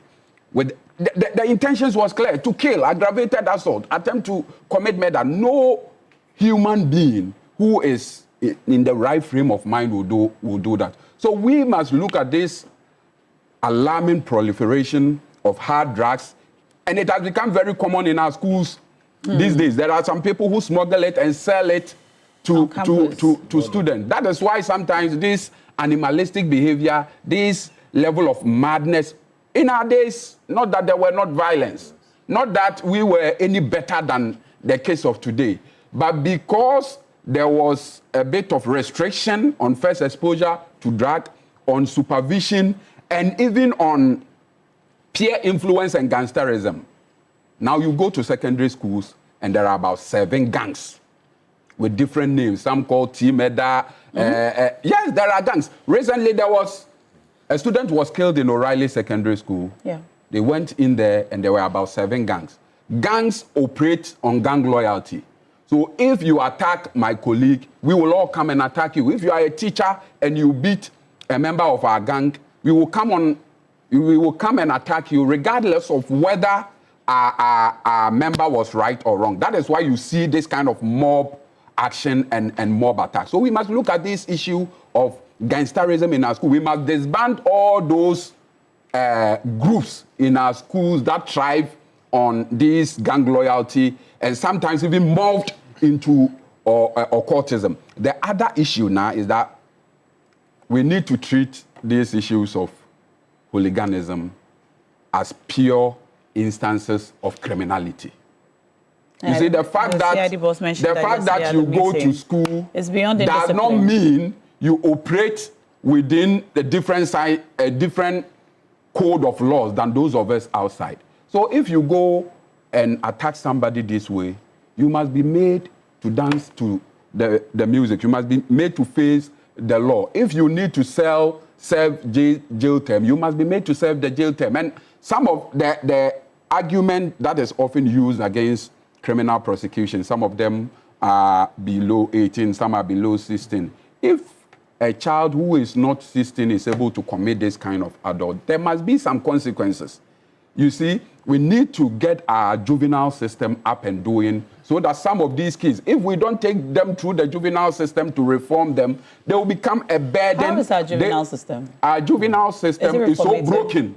You see, it's so broken that when the child goes in, he comes out more hardened, more radicalized than before. That is why I say we need to rehabilitate our juvenile system and put some of these kids in. That way we will be able to rehabilitate them, we will be able to reform them at the early stages before they go into the society, get exposed to all the vices, get exposed to all the substances and become hardened criminals. The issue of corporal punishment. We are a people of faith now. Go to the Bible, it says if you spare the rod, you spoil the child. And that is how we have all been brought up. Then this issue about human rights resurfaced. And Hyde was telling me, most of the funding sources of our education are tied to some of these conditionalities. If you are going to give you money, then you need to prohibit corporal punishment. You need to stop inflicting pain. You see, we fail to inflict. Musa is telling us that it's not about corporal punishment. It is very much a part of it.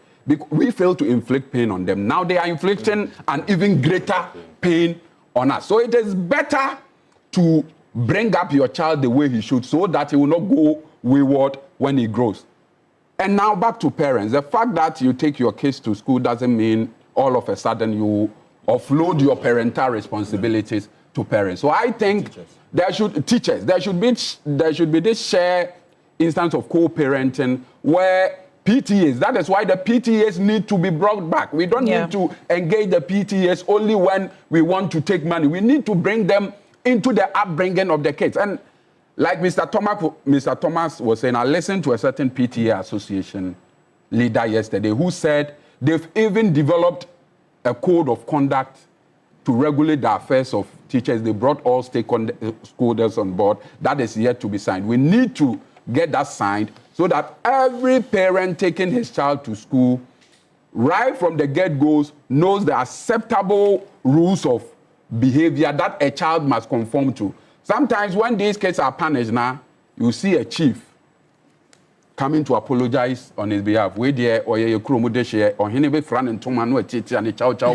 come and apologize on behalf of some of these criminals. So at the end of the day, the rest of the people begin to see that there are no consequences for unruly behavior. There are not consequences for deviant behavior. But if you are able to punish them severely, I think it will deter others from doing the same. I was very disgusted when I heard that those who attacked the teacher at Kede for not allowing them to cheat have just been fined 3,700 per head. I think that is so lenient. That is so not deterrent enough. If I know I can beat a teacher and I'll be taken to court and be made to pay 1,700. Some of them are even richer, more than that. And we need not limit the issue of indiscipline in our SHS to gangsterism or hooliganism. We need to look at character formation and values. Now you can have a 14-year-old girl coming on vacation, put a camera before her, and warn his mothers that as we are coming home, you need to hide your husbands, otherwise we will come and snatch them. That we go snatch at them. We go do this to them. There are some of the words are so filthy. No child who is properly raised, no child who has some values, Christian or Islamic values, traditional values imbued in him will have even the courage to do these things on social media. Have we lost control of our children? We have not. Are we at the point where... We have not. I think it's the over-Westernization, it's the over-liberalization. We need to go back to our roots. We are Africans. Are we at a point, I mean, let's have an objective conversation on this matter, where we are now. We've seen what our children are doing, what they're exposed to, and what they have the audacity to show us that they are able to do. Have we lost control? Is it possible for us to go back to the days where parents had absolute control? They knew where their children were, they knew what they were doing. Well, sometimes we got away with certain things, but not to this level. The issue is not about the loss of control, because even under the current circumstances, it is not every child who is engaging in that unruly behavior. I dare say most of the kids, or most of are well brought up. And this, if you observe the trend, these incidents of hooliganism are quite prevalent in certain schools, particularly the technical schools, than the normal schools. It will be very difficult for you to see a student from Wesley Girls go and put a camera before her and say, we go snatch at them. It's usually the Shemedros and the Romedros. You see, there are schools, there is a school, you know Dross? Shemedros. Yes, Drobo Secondary School, New Drobo Secondary. I did not say that with that any particular offense. school. Yeah, it's not that. And it is often the technical schools. You hardly see a student of Presec, a student of Prempe, a student of UWAS engaging in those. It is largely because of the weight on them to protect their reputation, the old school system where some of them are on guard to provide counseling and mentorship and all of that. So it is not a basket case. There are isolated incidents, and those are the ones we need to identify and nip in the bud once and for all. Yes. Now, it's a two-sided argument, right? The issue of corporal punishment, right? Now, if you look at the various private schools, for example, the IS schools and all that, right? There's no form of corporal punishment there. But the students are well behaved. But it's also the numbers. No, but the teacher-to-student ratio. But how many students one teacher has to supervise? That is the argument Hyde doesn't like. Once you do that, I concur to that as well. As I said, that there are two sides of the argument. But some of the IS schools, I mean, you can even have a huge population where a class would have even 70, 80 students, right? And you will not see these issues of hooliganism or assaults or issues of criminality perpetrated by the students, right? So I think that going forward, what I want to see being part of the solution is that every school, be it day school or boarding school, should have a police officer stationed there. They should have equipment that will scan what gets into the school. And they should be able to scan the bags of students and search their pockets before they get into the school. You know, our secondary schools have all sorts of entrances. I know, those that jump the walls. But then there's the bush. They need to. There are ways to get in. That's what I'm saying, that the teachers would know. The school authorities would know. Those that jump the walls, they know which routes they use. For example, Laboni Secondary School. I mean, in our time, I didn't go to Labosco, but we know that our colleagues there used to jump the walls. You understand? They don't do that anymore. They don't do that anymore, right? So I'm saying that they can. Oh, you went to Laboni? No, I didn't. Okay. So I'm saying that they can put in measures in place to mitigate these issues, so that going forward, we will not have cases where we hear that a student has stabbed a fellow student, or a student has stabbed a teacher or has beaten the teacher, right? And the issue with parenting. I mean, if we're all here as Ghanaians as well, we should understand that the responsibility of parenting should not be offset to the teacher. I have said this, that parents think that the solution to bring in some form of discipline to their wards is to take them to boarding schools and then leave the responsibility with the teacher. But it's not the case. It is not the case. And so I am pleading that we need to really bring back our family value system and ensure that we have that cohesion as Ghanaians. Today now, I mean, growing up as kids, I quite remember, Abbas, you can walk to your neighbor's house and go and watch television and even eat.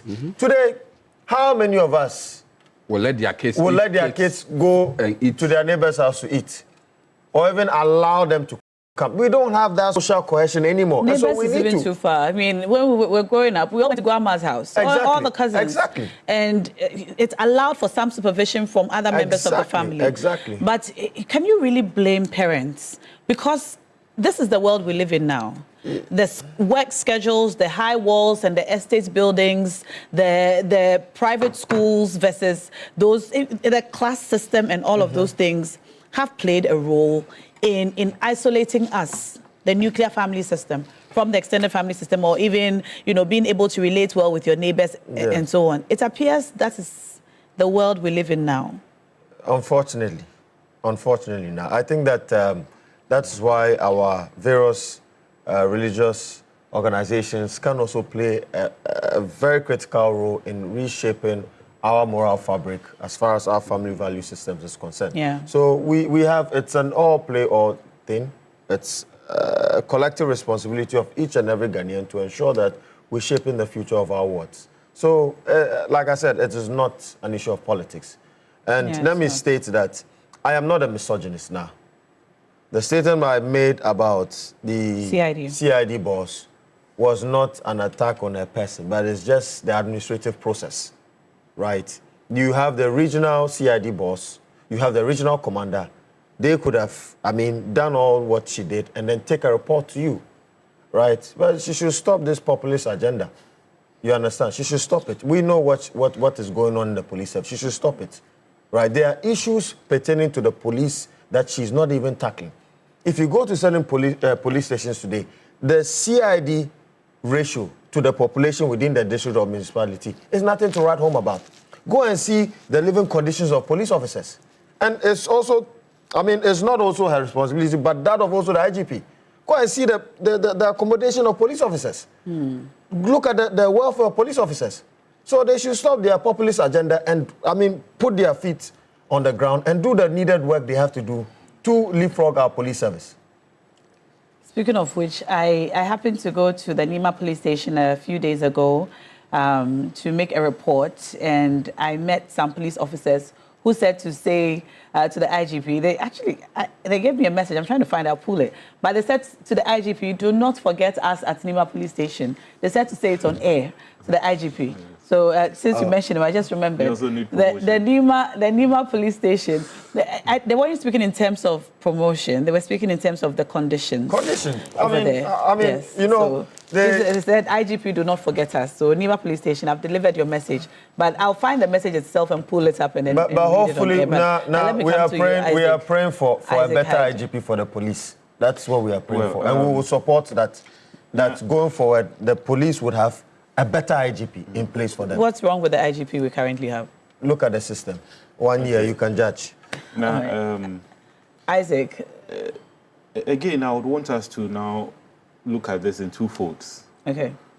The only way we can solve a problem is to identify the source of the problem, while at the same time, making recommendations as to how we can reform and change some of these bad behaviors.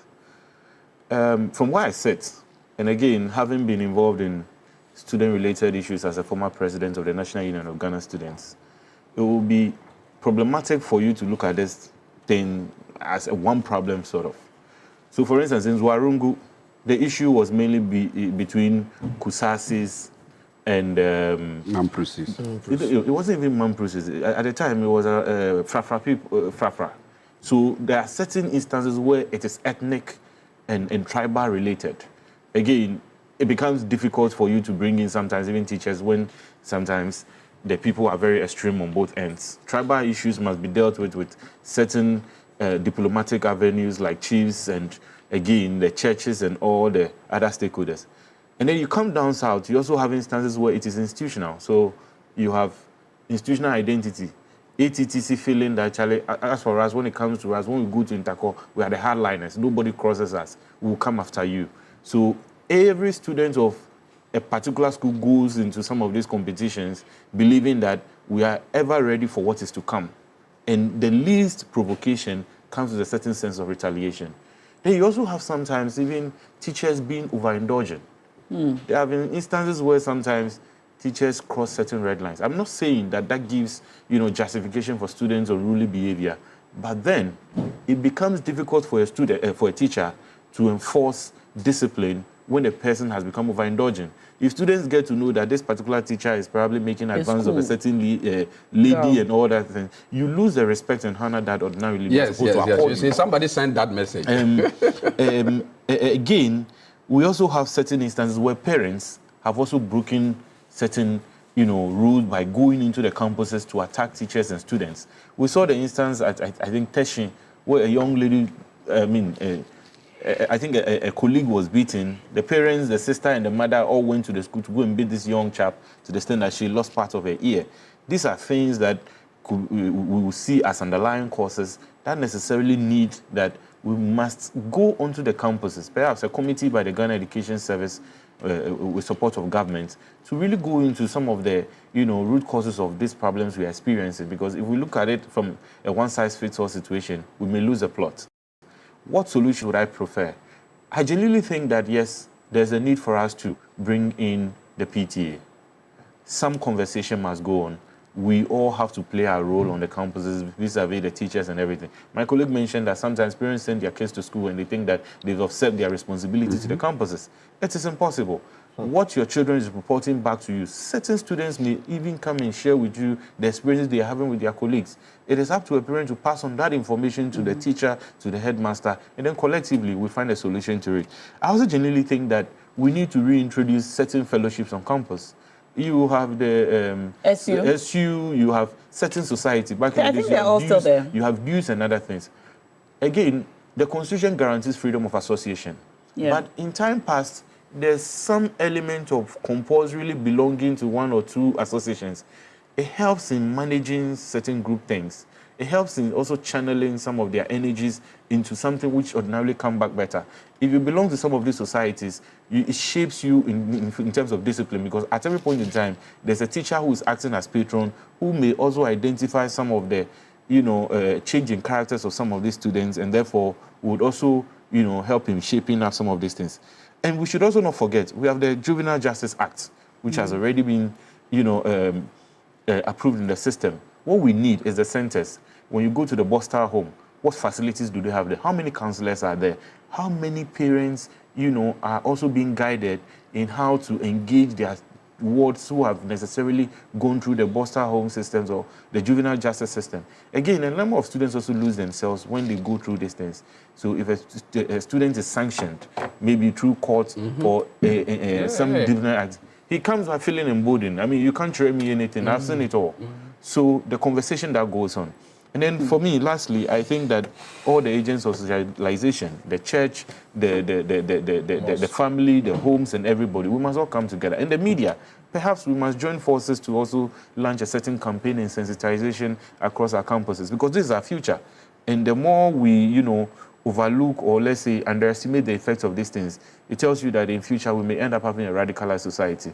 And this is a wake-up call for all of us. It's a wake-up call for all of us. Let me read some of your messages coming in, and we'll see how much more time we have, whether we can speak about our issue with high rising prices of tomatoes. Chief Mata says, good morning, Nam. I just want to say that our MPs should be blamed for all that's happening in our schools. Look at their behavior on the floor of Parliament.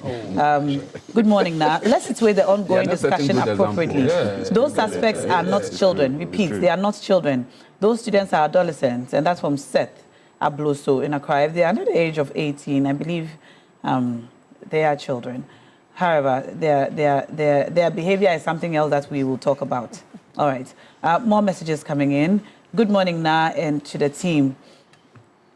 This is just a preface to what is yet to come out of the worsening breakdown of discipline in Ghana's senior high schools. We need to build a culture of peace in the minds of Ghanaian children by reinforcing peace education from basic to tertiary levels. Kudos to the CID boss for her swift intervention. Your innocent parents will be at home thinking about themselves, then boom, stubborn kids will bring them tears. My best regards to my boss, Comrade Jonathan Adabla Salifu, NDC Upper East Regional Communication Officer. And this from Landlord from Bolga D-Line. Prince Henry, texting from Koforidia, says, it's a very bad day. The very day the past government abolished corporal punishment in our schools was the beginning of what we are seeing today. We copy blindly and it's sad. Let's consider the reintroduction of corporal punishments, else the future is pregnant. All right. Now, good morning. Please, our politicians also know that their actions during political campaigns, radio and TV shows, their violent talks and actions also contribute to these kids' behaviors. We openly see people beating each other up in the full glare of the society. The children also see this. So it's a very societal problem, okay? We should be aware of our actions today and the impact it has on our children. I'll just read one last message. All right. Now, I share the concerns of Mr. Thomas Musa. Civil society is too silent. Where is Mr. Bright Appiah of Child Rights International? Too bad to comprehend. And that's from Stephen Peng, texting us from WA. It's 5 minutes to the top of the hour. That's all of our time this morning. That's all our time this morning. We would have spoken about the tomato prices, but we can't. No. We can't. We can't. I think 1 minute each. This is a very important issue. Please, may I grant against 1 minute? 1 minute each. It's very, very important. I'm checking with my we are still wasting the bosses. time, so let's go. Please, can I have 1 minute each? You will not be able to afford. All right, I'm going to give you 1 minute each. Anyway, okay, so 1 minute each. I think the rising prices of tomatoes is a symptom of a problem. What is the problem? I think as a country, we have not set our priorities right as far as making the necessary investment towards food security is concerned. And when I say that, I would lay the blame squarely on the doorstep of the previous government, not to do political equalization, because this is a government that engaged in a lot of pomp and pageantry, that engaged in so much fanfare relative to agriculture, especially with the introduction of the One Village, One Dam. That was supposed to ensure all year-round agriculture, including tomato production. The One Village, One Dam, where more than 10 billion Ghana cedis was expended and nothing came up. Then the worst of it all was the Pualugu Dam. You know, the Pualugu and the Tono areas in northern Ghana are tomato producing enclaves. And the building of the dam was supposed to ensure all year round tomato production. Dr. Baumia told us the greatest thing he has done for the North was the Pualugu Dam. He ended up spending 12 million Ghana cedis dollars. And you go to Pualugu today, and it's a pale shadow of his former self. Now he is back in opposition, throwing jabs at government. Nobody is holding him accountable for the waste in the so-called investment they claim they did in agriculture. So I think as a country, we need to go back to the drawing board. That is why we need to embrace the new policies being brought up by the current government in the agricultural sector. Which is what? The Ministry of Foods and Agriculture, together with the World Bank, under the Food Security Program, is investing heavily in irrigation schemes and solar-powered boreholes to provide water for major agricultural enclaves in the northern sector during the lean season, because our problem is not production. Has this begun? Yes, it has. It has begun in some part of the Havo region. It has begun the Akumadan irrigation areas. There is some trial for the last year, or it has for the last begun? year and coming into this year. You know, now our problem is not production, because during the bumper season, you see us producing so much tomato, and we do not even get the farmers do not get market access, and the produce end up going bad. We need to embark on a value addition strategy where we can probably add value to some of these produce, extend their short shelf life, and use them during the lean season. A country like Ghana. Only yesterday, pepper farmers were complaining that their peppers are going waste. Now, a country like Ghana, because they are producing so much of the peppers, and there's no way to either transport them to the various regions or even store them or process them. So that's another problem. The agri value chain, everywhere on the agri value chain, is the entire value chain, value addition, to market access, all of that needs to be developed. And that is what this government is doing. Yes. Now, it is quite a paradox and an irony that a Sahelian region is supporting our inability to plant or harvest tomatoes. If you look at Ghana's annual demand in terms of tomatoes, we have a demand of 1.3 million metric tons. Unfortunately, our farmers can only supply 500,000 metric tons, and it leaves us with a deficit of 800,000 metric tons. And that is where Burkina Faso supplies about 99%. Now, if you look at between 2018 to 2024, Ghana exported a total of $44 million worth of fresh tomatoes from Burkina Faso. If you also look at the processed ones, it's about 600 million cedis from China and the rest. These are processed. That's the puree, tomato paste and all that. Now, you have a previous administration now that used $97 million on a whole, which could have been used to build what? An irrigational dam to support at least various strategic farming communities in our 5 northern regions to meet the shortfall. You had a vice president, as he intimated, promised the people of Palugu that he's going to build them a dam, and indeed went on one of the FM stations to say that the greatest investment that the MPP has done to the northern region was the Palugu multipurpose irrigational dam, but not even a single brick or block was laid. Now, the way forward. I think that our financial architecture as a country is not suitable for commercial farming. We need to really bring about some form of agricultural bonds, some form of incentives to ensure that all commercial banks dedicate 10% of their deposits to support rural banks that are supporting our peasant farmers and commercial farmers. We should have that as a law. And also government should also back it with some form of incentives so that they can even reduce their, required capital. So if you are supporting the agricultural sector as a bank, as a commercial bank, and based on the BOG Act, you need a 400 million cedi minimum capital requirement. Maybe they should make it 300 million for them, for banks that support our agri sector.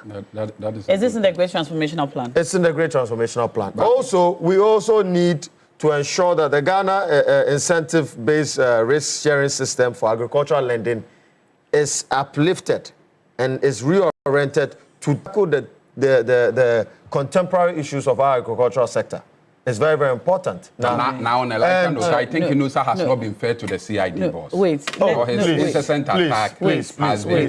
I don't know who has sent you a message. No, you are. I don't know who has sent you. I haven't attacked.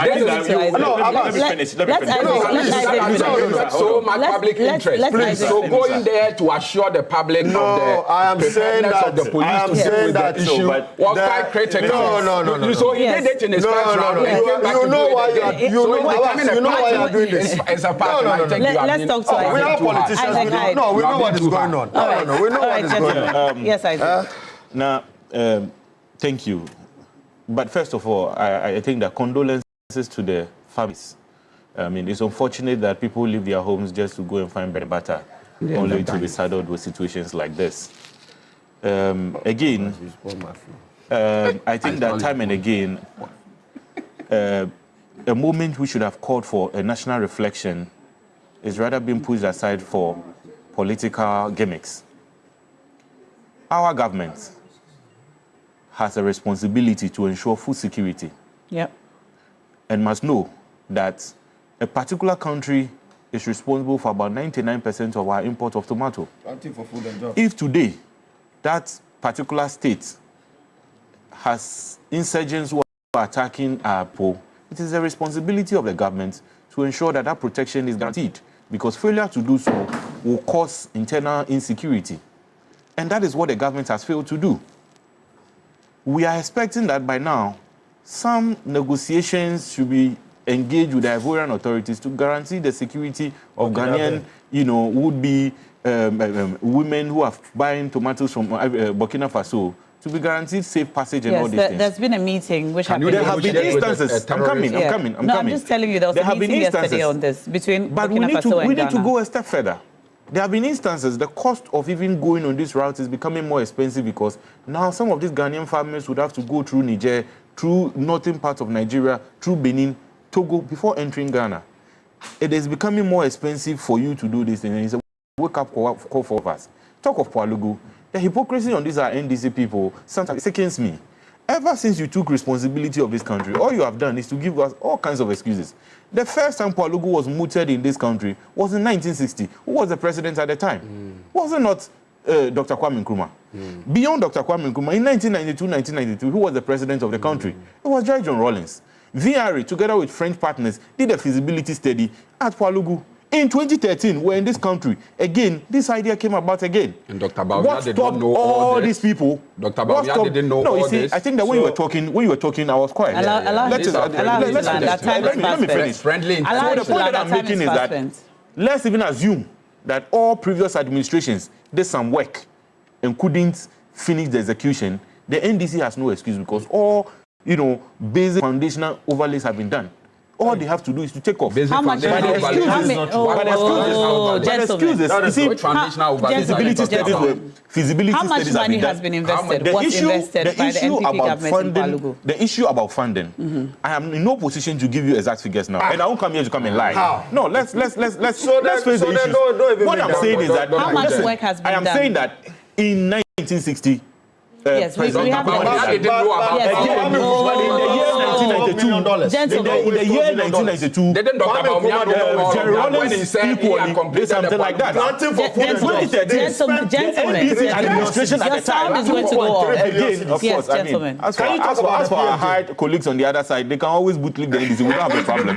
But what is happening is that the essence is that in 2013, under the NDC administration, they equally took steps that they were going to implement the Palugu Tomato Dam.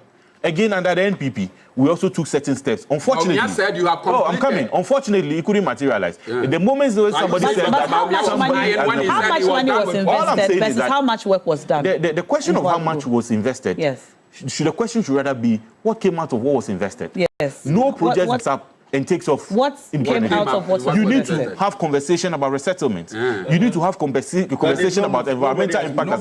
All these things. And I'm saying that, no, listen. So what are you talking about? Feasibility study is very important because the essence of it is to give you a fair view of what this thing is happening. Let's let him land. Again, who was the trade minister at the time? The person who is sitting here. The person who is sitting here. Who is telling us that he was the trade minister? Who says that Alan Chomate is supposed to be the game? All of our microphones are off now. All right, gentlemen, thank you so much. And thank you also for being a part of this conversation. How much did you allocate to him? We're going to go on a break. We're going on a break. We'll be back. As trade minister, how much?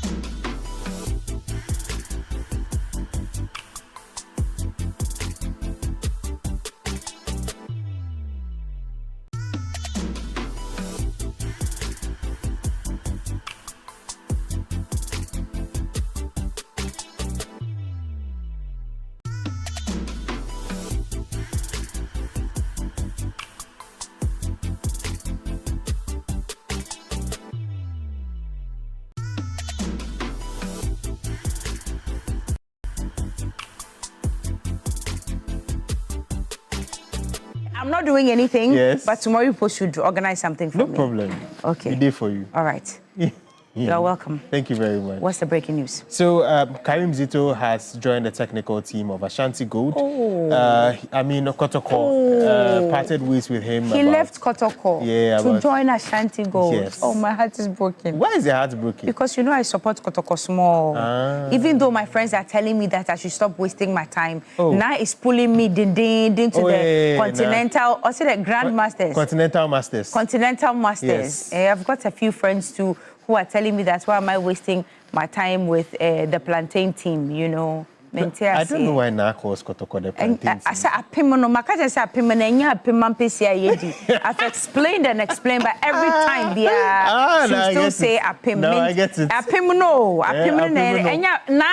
Ashoko Mensa Doku. It's not it's not Apim Ampesi.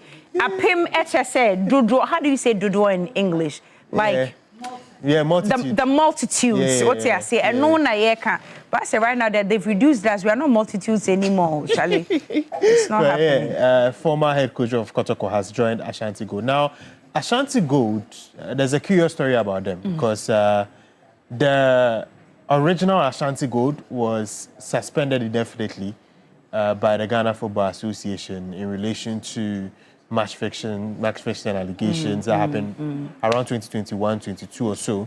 And since then, a team, Bekwai Heroes, was approved to be renamed Ashanti Gold in 2025. Right. So currently, this Ashanti Gold is originally Bekwai Heroes.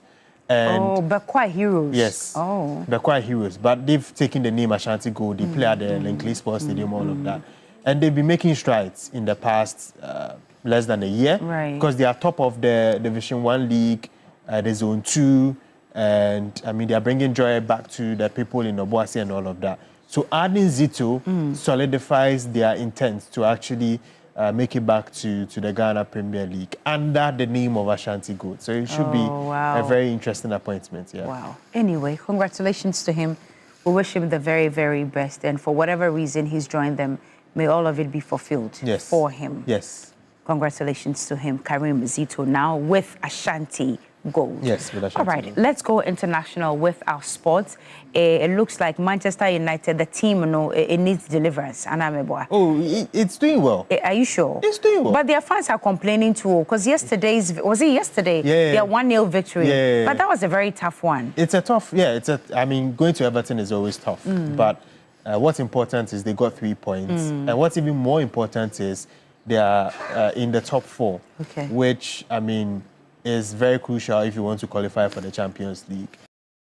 And it's Bukaric's 5th win in 6 matches as a manager. He's yet to lose as a Manchester United interim manager since taking over from Ruben Amorim. So it's not too bad, right? It's not too bad. It's decent. It's a good result for them. All right. Tonight, what's happening? What games are we to look forward to? Yeah, in the Champions League, Atletico Madrid will be playing against Club Brugge.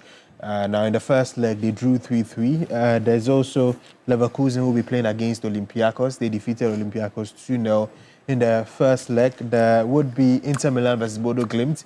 Inter Milan have a mountain to climb because Bodo Glimt defeated them by 3-1 in the first leg. And so they definitely have to get a very big victory. And then Newcastle will be hosting Karabakh. It looks like the fixture is already decided. Right. Because when they went away, they defeated Karabakh by 6-1. Oh, wow. Yeah. I see. Anyway, Champions League, we've talked about that. Yeah. Yes, suspension B, course B. What's going on? Yeah. You remember last week when I was on retreat and we had a talk on Newday? Yeah. There was a particular racism allegation that happened between Real Madrid and Benfica. Yes. Yeah, that involved Gianluca Prestiani and Vinicius Jr. And so Prestiani, he was alleged to have racially abused Vinicius during that game. Because of that game was stopped for about 10 minutes or so. Now, UEFA have decided to suspend him provisionally Where for is one he game. from? Which country is he from? Argentina. Oh, Bank Argentina for Sweden, they are not like that. Too. Yeah, he's from Argentina. So they've suspended him for one game, and that one game only one. Yeah, that one game happens to be against Real Madrid tomorrow wow. at the Bernabeu. So That is the ruling that UEFA has given, and this is their statement. But Vinicius Jr. has really suffered, you know, when it comes to racial abuse. This is not the first time he's been going through it. Yeah, a number of times. Yeah. I think it's based on him liking to dance when he scores. I think, I don't know why it annoys people, but I mean, people celebrate how they want to celebrate when they score. So this is a statement from Benfica. They are saying they reaffirm their unwavering commitment to combating all forms of racism, although definitely they would be happy that their player has been suspended for a crucial game, which will be happening tomorrow. One game is nothing. Yeah, I was hoping he would have been gone for a very long time, but one game, it's really nothing. Well, it's still alleged. I mean, it wasn't particularly proven whether he did it or not. Because the player said he used a homophobic slur. He wasn't saying racist words. So it's more like he said, she said, such a situation. And there's no VAR to verify. Yeah.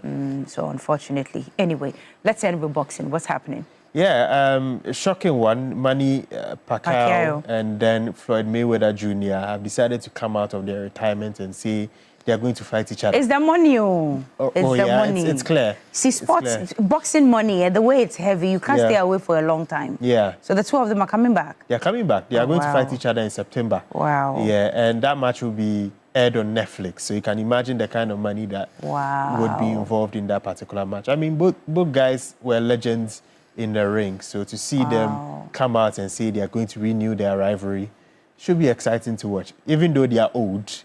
But it should be exciting to watch. All right, we'll look out for it. He said in September, right? Yeah, in September. You see, this one, you should just make preparations. Take night to go and watch it live. Don't sit here in Ghana and we'll watch it and you come and comment on it. You know, like, do big boy things, you understand? Yeah. It's all the way in September. You can call her and say they can organize 1 or 2 for you. Take us, let's go and watch so that we'll do. Yeah, so that we'll telecast from there, you know, do the commentary and everything. It will be beautiful. 2026, do big boy things and stop this mediocre something you've been doing now. Yeah, Brekra. Thank you very much for coming this morning. Vanessa, thank you very much. We'll see you again tomorrow morning. It's still TV3 Newday now. If you're planning your next trip, you see, I've been talking about trips, you see. So if you're planning your next one in September, you need to speak to these people.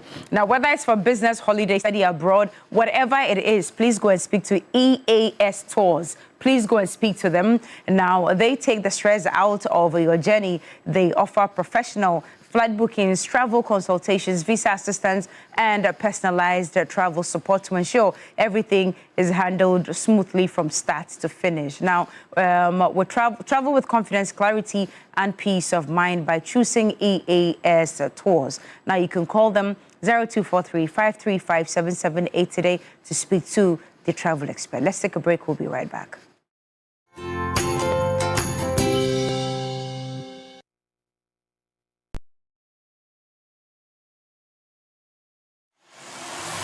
What if owning a home in Ghana was no longer a dream, but a plan you can start today?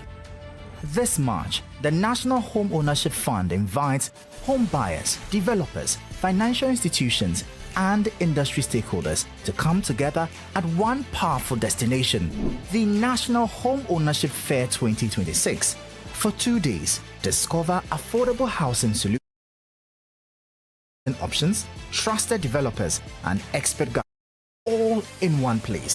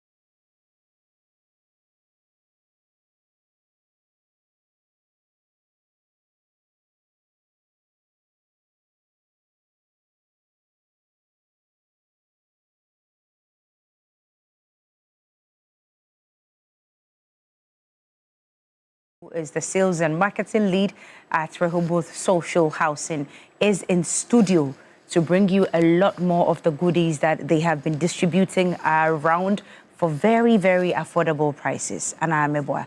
Francisca, good to see you. Have I seen you this year? No. Oh, wow. Happy New Year. It's good to see you. How many houses did you bring for Nai and I today?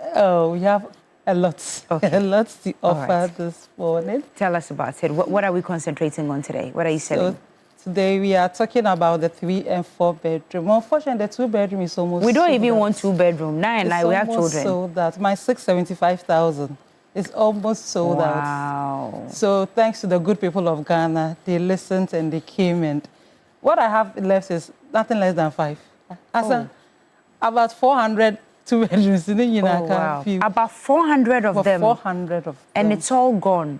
675,000 Ghana. That's it, this year, no. Well, Ghanaians have money, pal. I see. So this morning, we are here to let you know that the few ones that are left is still 675. The price has not changed. Okay. For the 2 bedroom. For the 2 bedroom. Okay. And the 3 bedroom Sand Bay, it's also moving very fast. Okay. And the 4 bedroom as well. We listened to you and we have upgraded ourselves. The community has even become more. So this is the opportunity. What is the meaning of? It's now nicer. It's now nicer and beautiful, as you see on the screen. Okay. All the roads are tarred.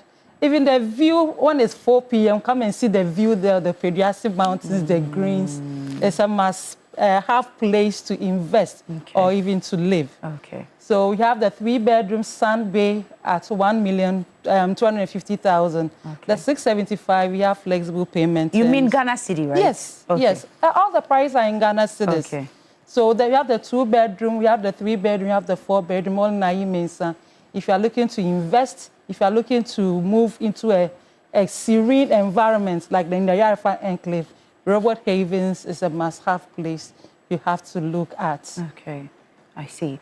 And this is also available to Ghanaians and to people in the diaspora. Exactly. Do you do installments? Of course, we do. Okay. We are flexible. All right. We have the self-finance option where you make a 50% initial deposit. Okay. Now, we give you 6 months to 1 year to pay up with the rest. And we also have the 5-year payment plan. This is not a bank. Okay. It's an internal system that we are giving you. Okay. You do a 30% deposit. Right. That way you get to move into the property, and the remaining 70%, we give you 60 months or 5 years to pay up. It's like a rent-to-own kind of. You move in, then every month you be contributing. So after 5 years, property is for you fully. Right. And those who do not know where Ayi Mensa is, where's Ayi Mensa? Ayi Mensa is on Adenta Ebiri Road. If we are coming from Medina, the next town is Adenta, then Oyarifa Enclave. So there's a toll booth that used to be there. It's a popular place where the Ayi Mensa police station is. Once you get to the toll booth, you make a turn on your right. From the toll booth to the estate is a maximum of 5 minutes drive, and you find yourself in Rehoboth Havens community. All right. So there's water, there's electricity, the roads are tarred, the community is beautiful. Excellent. Everything inclusive. Excellent. Francisca, give us the numbers then. So if you want to reach us, let's log on to www.rebelsocialhousing.com. You get to see all the other, even the interior and exterior of this beautiful community. And also, you can just call us on 055-375-1933 or 0244-764499. So we have these numbers projected on the screen. You can just pick any of these numbers and call us. We are open from Mondays to Saturdays. Right. Mondays from 8 a.m. to 5 p.m. and on weekends from 9 a.m. to 3 p.m. Just call any of these numbers, arrange for a site tour. It's free. Arrange for a site tour, and we'll be very happy to show you in our beautiful community. Francisca Chikata, thank you very much for coming. We'll see you very soon. And now, if you're ready to scratch, win, and live your dreams, then Review Scratch for Win is here to change your life. You can dial *850*3# to stand the chance to win up to 1 million Ghana cedis in cash prizes instantly. Now, it's easy, it's exciting, and it's regulated by the National Lottery Authority. Just dial *850*3# or visit www.scratchforwin.com to play. It's very easy. 5 steps. Let me quickly take you through. The first step is to dial *850*3# on all networks. Number 2, you select your preferred stake amount from 5 Ghana cedis to 2,000 Ghana cedis. Number 3, you choose your lucky card out of 5 exciting options. And then number 4, you confirm your selection and enter your Momo pin. Very, very simple. Step 5, you receive your game results winnings instantly right there on your Momo. It's very easy. It's fun. It's exciting. Get ready to scratch, win, and live your best life with Review Scratch for Win. You're winning up to 1 million Ghana cedis. The code is *850*3#. Let's take a break. We will be right back.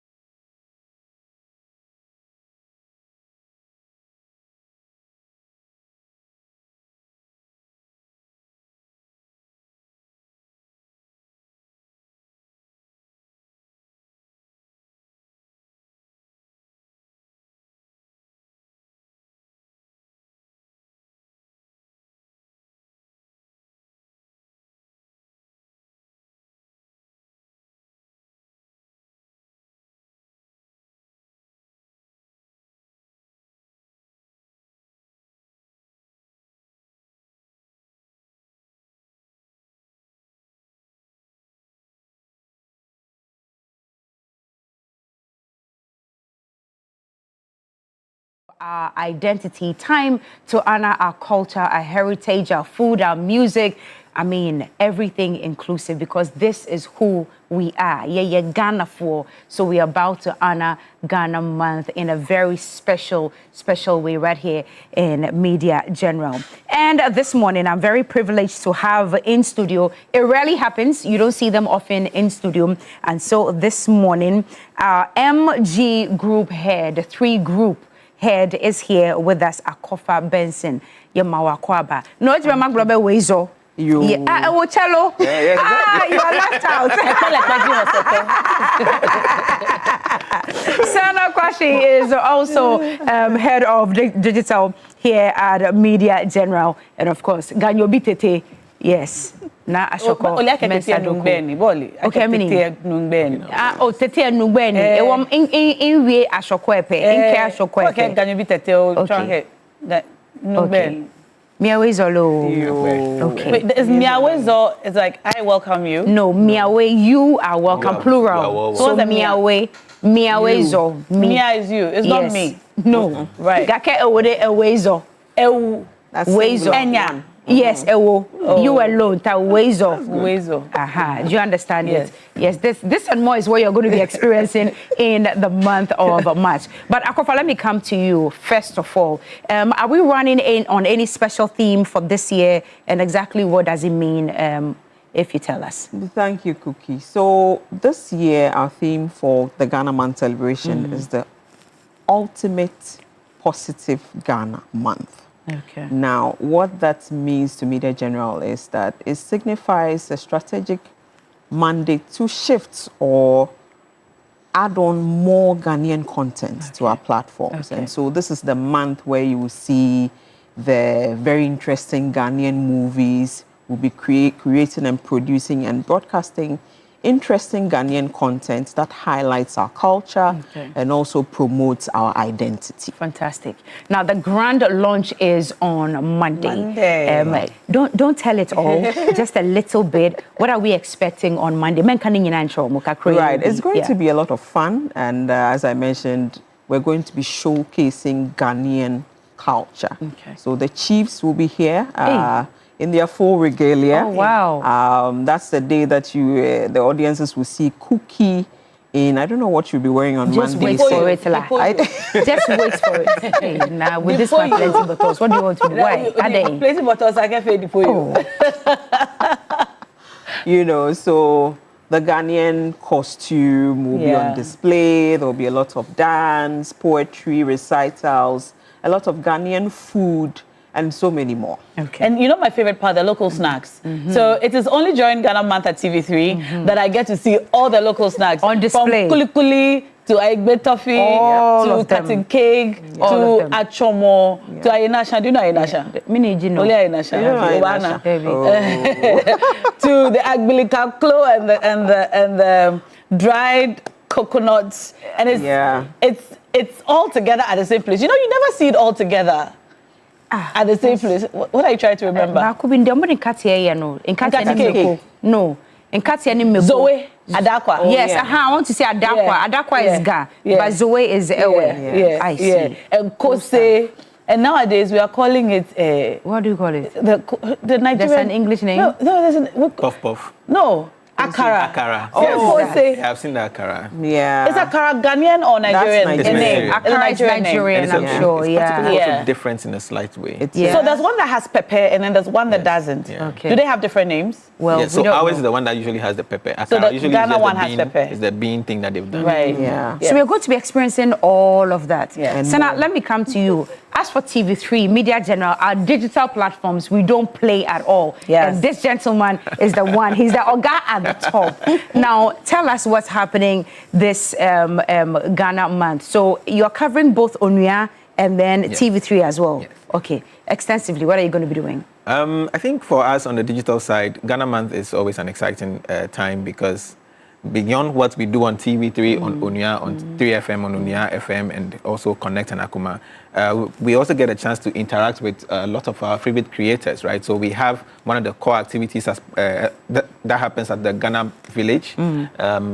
It's called the Play and Connect, where different creators come into the space for a full day. And then PM Connect. Play and Connect. Play and Connect. Yes. So you play with the creators, they play games, there are activities that they go through, but you also connect with them. Yeah. So there are different activities that they come through. They also talk and then they find synergies. So if you're also a creator in the building, you can come to the ground. It's open to everybody. You just have to register. Okay. But beyond that physical activity that happens, of course, we also tell a lot of good stories about Ghana. One of the major things that happen is the Taste of Ghana, where we talk about this different food that you mentioned. Try to highlight the origin, try to talk about where you can get them, how you can get them. There's another content piece that we do called 10 Seconds of Ghana, which is basically focusing on just 10 seconds of some of the popular places in Ghana. So it's a lot of content that we do. There's, my tree is bad, Ebebo or something. Ebebo, which happens a lot on the Onya TV digital brands, where we take some proverbs and try to explain, go in depth as to how they came about. Because a lot of people don't also understand the history behind some of the things, and we try to use the digital parts. I've never heard an Ewe proverb. Oh, there are lots. Actually, there are, I think, okay, maybe I'm biased. One. Maybe. I'm even thinking about one. Jakpata bede vi menya kuo. Are you insulting me? No. Jakpata bede vi menya kuo. Why so much effort and aggression? You know what's funny?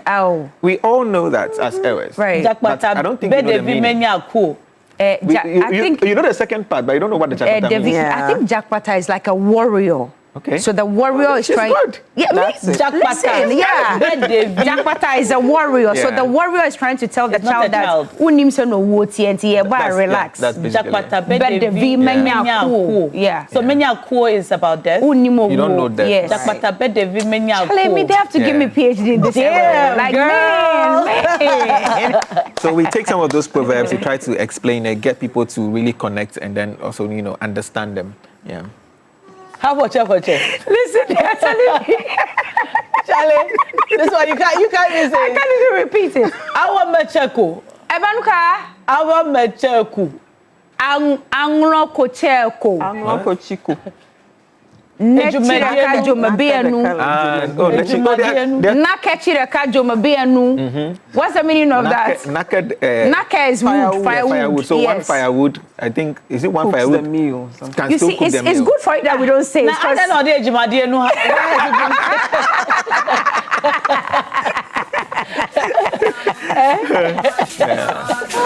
Listen, so it's going to be very exciting here at Media General. The entire conglomerate, radio, TV, everywhere. But be on the lookout for our grand launch on Monday. It's going to be super exciting. So this is not the only time we're going to be having conversations. Akofa, every now and then you give us updates and all of that, as well as digital as well. But this is a special request. Akofa wants to dance Agbaja this morning. Yes. So let's be upstanding and do it.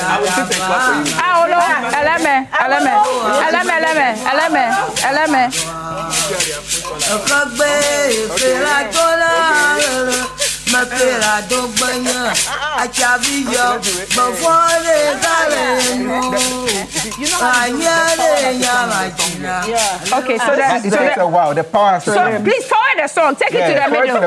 Yes, take the song to the middle. The drum, like no pop one. Yeah, exactly. Want to warm up. We warmed up already. Our blood is hot already. Okay. So we can then.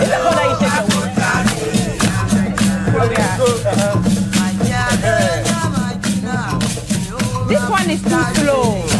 Okay, we'll do the better one on Monday. We'll do. Akofa, you're trying. Akofa, you're trying. Anyway, thank you for coming. Akofa Benson is the head of 3 Group, and Sana is also head of digital right here at Media General. It promises to be an exciting month. 1 month, 1 whole month of eating Ghana, sleeping Ghana, wearing Ghana, talking Ghana, everything traveling Ghana. Oh, and our expeditions. You should see our packages. 4 different locations, 4 different days. Everywhere in this country, please, you need to make sure that you are a part of it. So just stay glued to all our social media platforms, stay glued to TV, stay glued to radio. You will get all the experience only here at Media General. We are first in news, best in entertainment. So once the Ghana Village is launched, it's open to the general public. Oh, they can also come. You can just walk in. There'll be food for people free food. Actually, they're movie nights. You can just come in and have your wache, their movie nights. And let me say that there will be Kruya right here on the premises. Wow. And so come get your massage, have fun, learn about Ghana. Okay. And, so just quickly, we're going to be having the all-night Kenke buffet. We'll have that. Rhythms of Ghana. National Theatre will be in charge of that one. Explore Ghana's rich culture. We'll be doing that. Weekend Shea. Okay, so that's the Kurujenje. Weekend Shea Butter Spa. So we're also opening a spa here. Yes. Wow. Okay. And then the Friday Food Bazaar and Corporate Hangout. And then 24/7 cocktail bar. Yes. Won't run out. No. Wow. And then Accra Night Bar Store. We are going to be going to Accra. Yes, we will during be the night. Yes. So Accra by night. This will be the pickup point and the drop-off point for the GT Night Bar store. So and then Ghanaian movie nights every Thursday as well. We'll be doing that. Listen, this thing is not only in Accra; it's everywhere in the country. So as the days go by, we'll be giving you all the details that you need. So this one is for the expedition. We've got Eastern region, Ashanti region, and Central region. So Safari Valley, Bonsu Eco Park, Rock City, that will be for the Eastern region. Hey, Ashanti region, there, baby bro, Menshia Museum, Lake Bosumtre, Sword Sites, Bon Ray, Rich Condos, for the Gen Zs. And then Ankase Lakeside. Central region, so Yaboko Asim Manso, Yewiane Yako, Lash on the coast, where Yewiane Asia Crown Forest. Ninina, Dina, bits and pieces were everywhere in Accra Hade, Ewa Ghana Hade, Bibia, Yabeshishedo, Bibia Beshishedo, Ghana Manti, Ewa TV3 Hade, Ewa, Esaninya He. Ticket quick. Single 6,500, couple 10,500. But ka obemuko no bodencha uta no ya alone for the standard room obanyo he 5,000. Obanyo pay 5,500. Mention the telephone number in Ghana. Let's see. How will you say 05311? Number. Down there, Jimmy. You know back with Benjamin. Tell back 053. Zero cry, what is it? Koklo, enumo, eten, ekome, koklo. 9 is what? Nehu, enyo. Wow. Why are you posting the number from that? I can't see. Oh, they're Makewe. And I was so how many languages have I spoken like in 2 seconds? Like 9. 3. Yeah. No, you spoken Ewe? Today you spoken Akadagari, no? Wait. Akadagomba. Dagomba se meka emba. Se meka emba. Almost a jackpata, no, jackpata is a snake. A venomous snake, but it's also. But that's a warrior too. I don't know. Jackpata. So Jackpata is a venomous snake. Yes. Okay, so that's the correction. I like the proverb though. You're not going to hear the last of it. Jackpata better be many cool. But you know those times when we're growing up, we are the bonia. When you do something wrong, then they tell you that the whole week. Are we going to be showing Ghanaian movies, old Ghanaian movies as well? Yes, I told you so and all of that. I told you so. All the classics. Okay. Some new ones. Would you show Agege Spirit? Hey, morning, Sonia. Agege Spirit. Who shall we do now? Agege Spirit.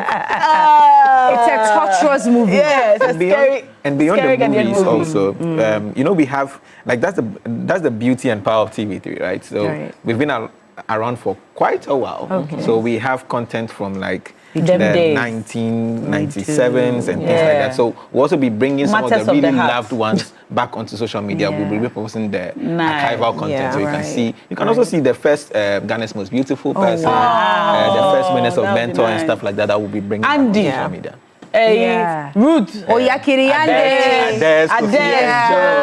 We're here to start the show. Right. We'll bring all that back on social media. And the past GMB queens as well. Yes. Okay. Oh, my goodness. It's a long time ago. All right. Thank you so much for coming this morning, bringing us all the updates as to what to look out for at the grand launch and then all through the month of March. Ghana month. Thank you very much. Time now for birthdays. Let's run through them quickly so we can say goodbye. If it's your birthday, you are blessed and highly favored. Reverend Doctor, please go back. Let me do Reverend Doctor Johannes Kwesi Ahiabu. Happy birthday, Rev. God bless you so much. Let's run through the rest quickly.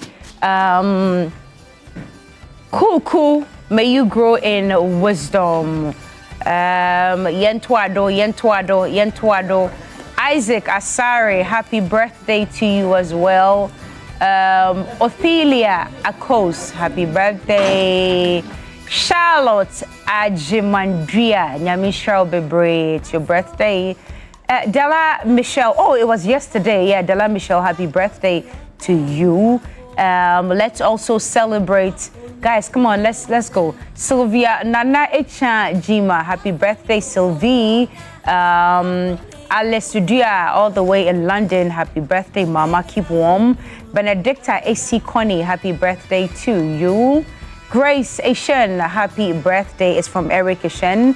Okay, Theophilos Kweku Nate, happy birthday to you, sir. Okay, I think that's about it for the day. All right. Now, Wagbena. Yes, one Jakpata bedevimenya cool. So that's what I'm taking away from the show. It's a venomous snake. Some people too say it's a horn.